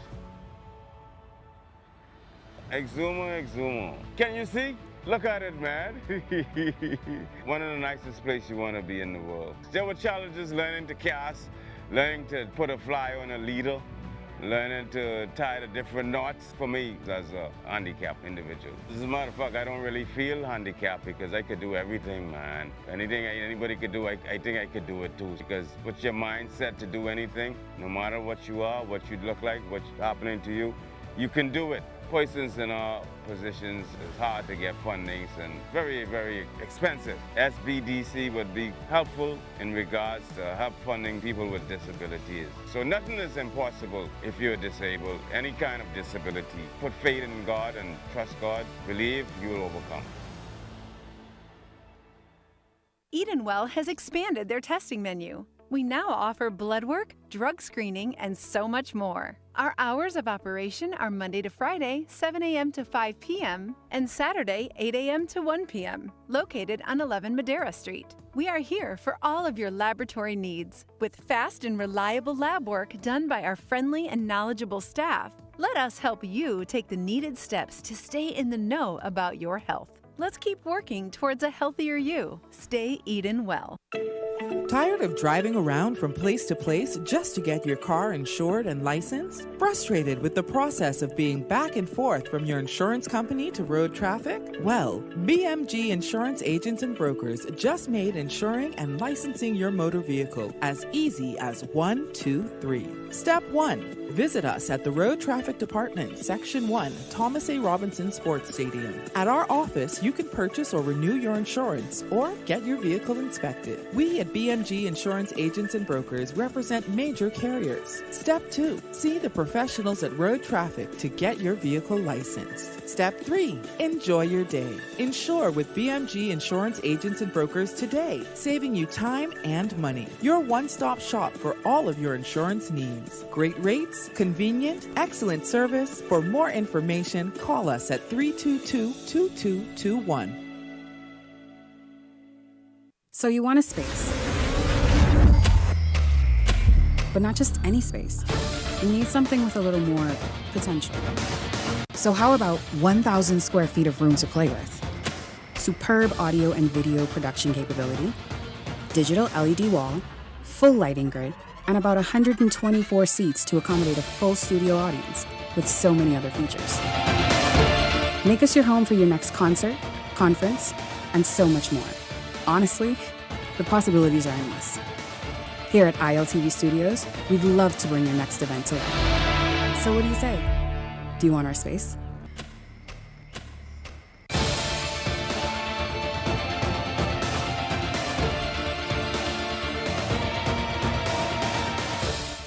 If you enjoy watching Beyond the Headlines, take advantage of our exclusive offers with 4 15-minute interview segments at $1,200 and 20 30-second TV ads at $2,000. Contact 557-0258 or 557-0259 for more information. Go beyond with Beyond the Headlines. This segment is brought to you by EV Motors Fleet Sales Division. For 2026 commercial vehicles, call 821-2403 today.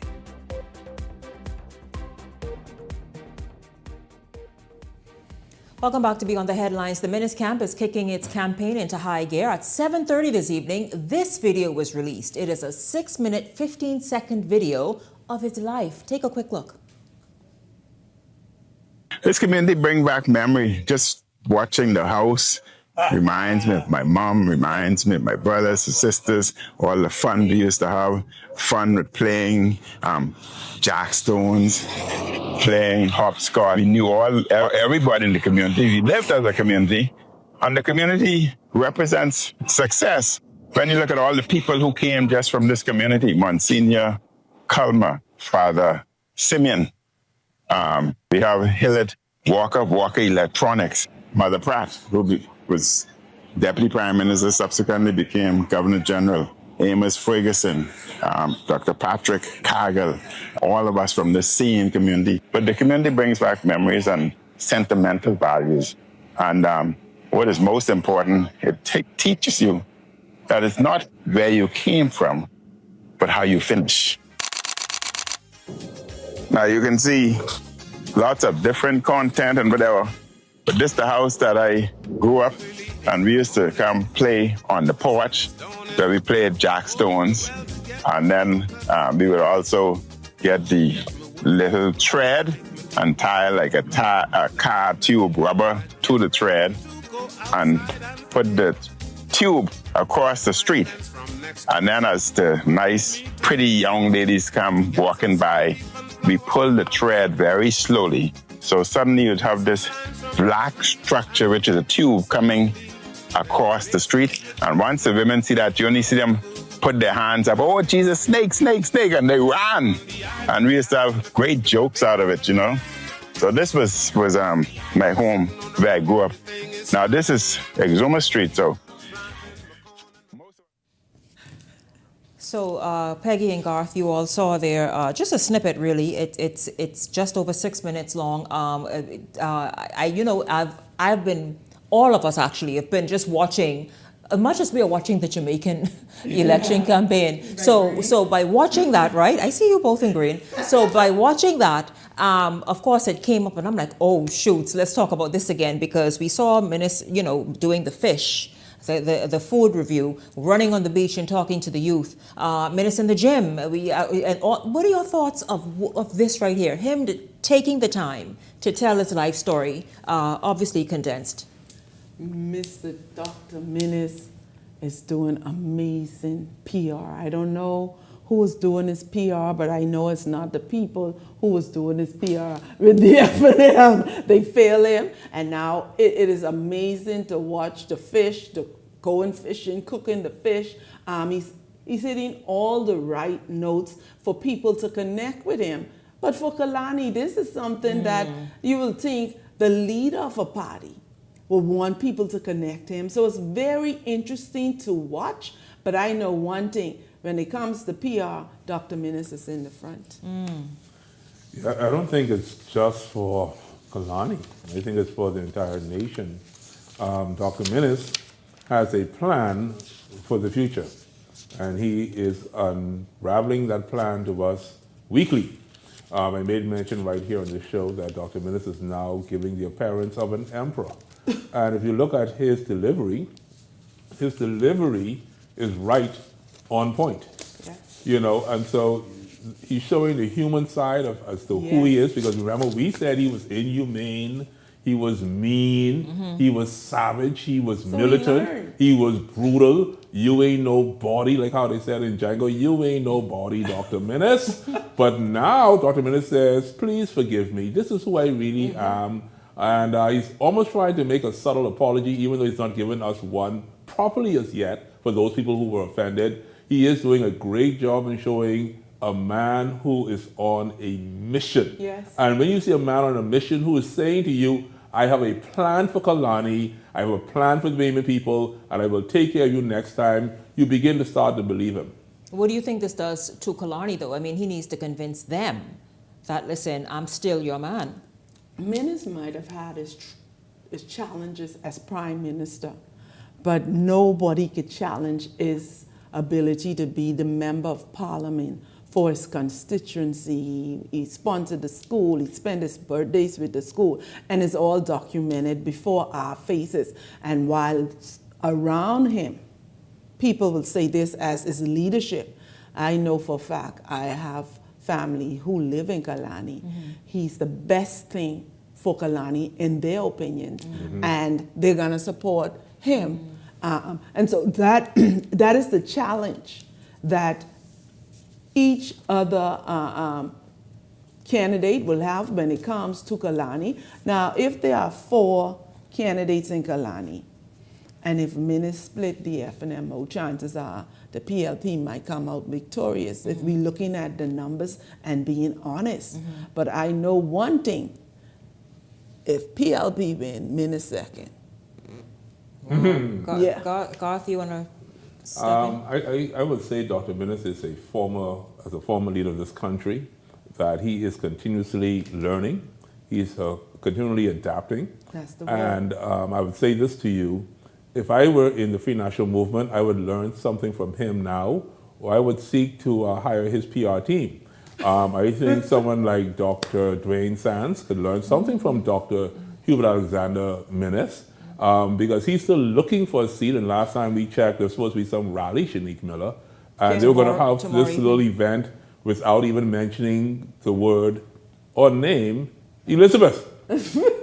And there was some rumor that he would be going to possibly Southern Shores. If you all remember on this show, before I took vacation, Travis Robinson appeared and he said, listen, the leadership will nominate last.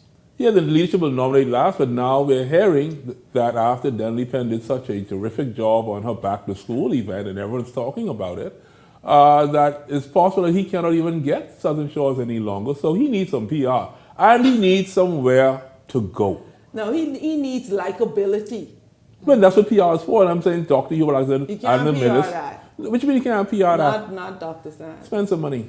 On Wednesday, that's this Wednesday, former F&M Tourism Minister and Member of Parliament for Freetown, Dionisio D'Aguilar, joins me. Oh. He will speak on Bahamas and a number of other issues. He is also going to tell me why he is asking Dr. Menace to stand down and take this one for the F&M so the F&M could do well in Kalani and nationwide. You all remember he did that. He did that some weeks ago. Well, we spoke earlier today, and he's like, you know, I would like to hear Dr. Menace answer him in private. Peggy, what you just saw there was someone who's going to request from Dr. Menace to stand down.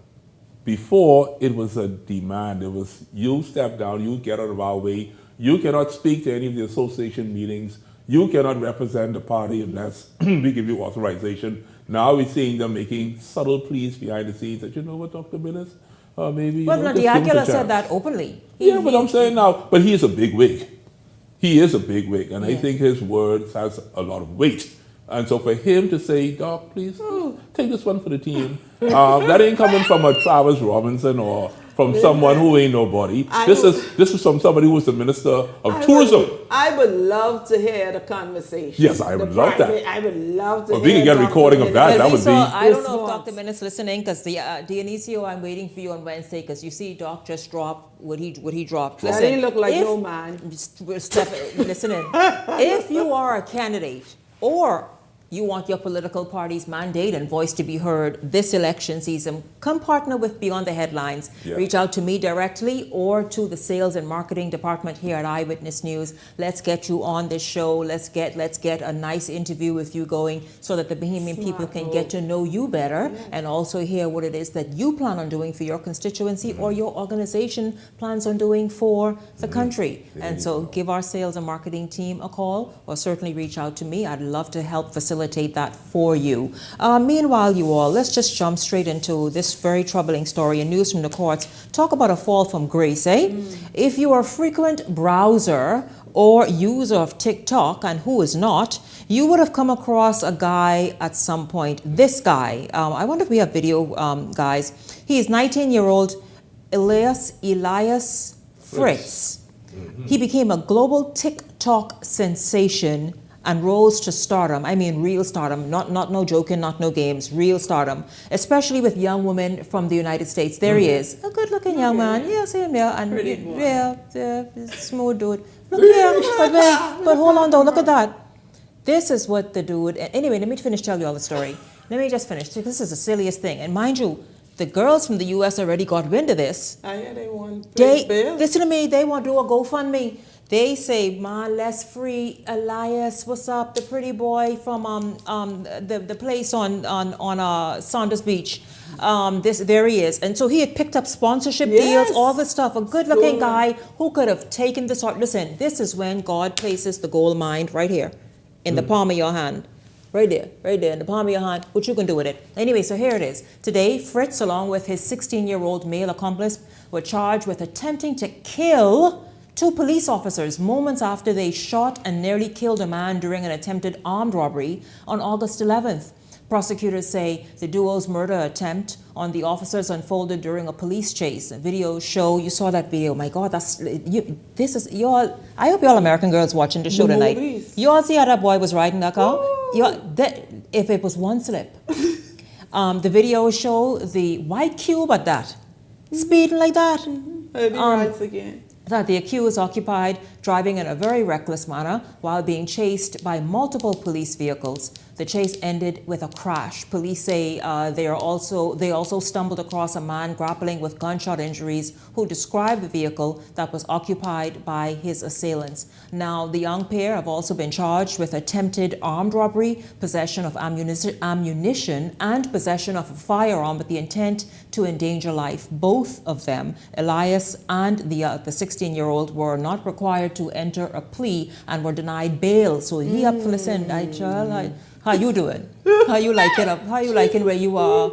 As good looking as you are, because Anyway, they returned to court on November 21st for the presentation of the voluntary bill of indictment. They will be remanded to the Bahamas Department of Correctional Services. The juvenile will be held in the adolescent section at B-Docks. And so it's just unfortunate when people don't realize the opportunity that they have. This is something, social media is a business, guys, and the fact that business in the world.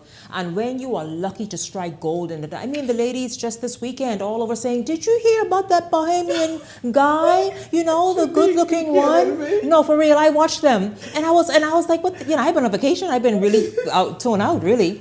And I'm like, what happened? So I got caught up.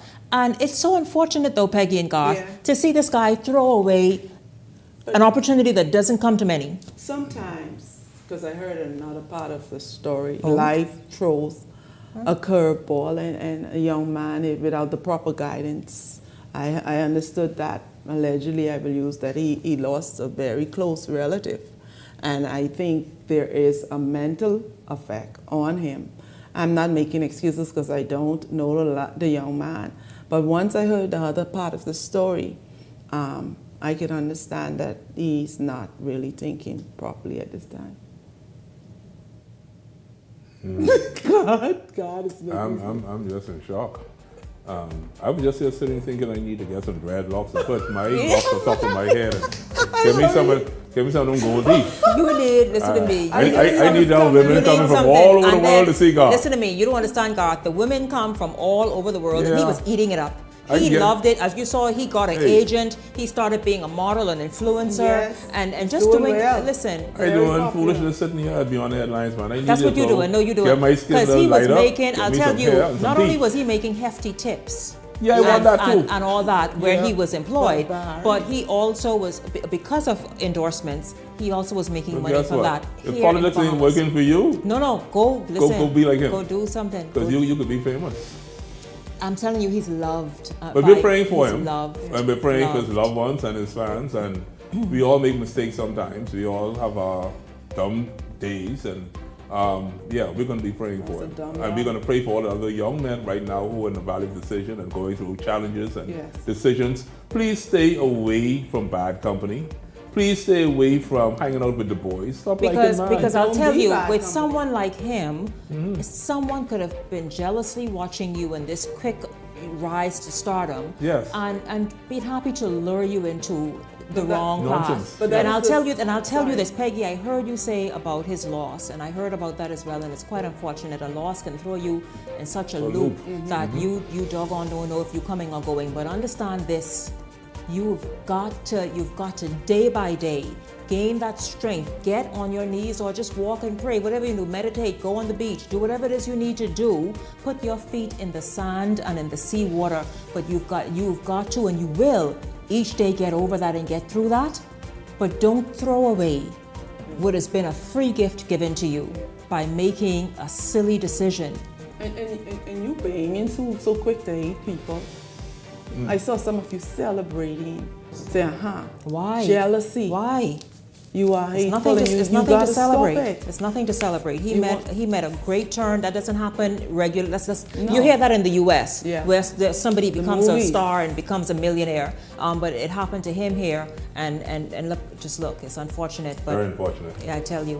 Listen, I thank you both very much. Of course, at the top of tonight's show, Leonard Sands, the president of the BCA, thank him for being here, and of course, Peggy Candace and Garth Rosborough, thank you both also for hanging out this evening and getting on top of some of the big stories today and some of the trending stories. We will continue to do that for you. I want to thank all of you for tuning in this evening. I certainly enjoyed having you along and look forward to seeing you right back here tomorrow evening. For the entire Beyond the Headlines team, I'm Shanique Miller. Make it a great evening, everyone.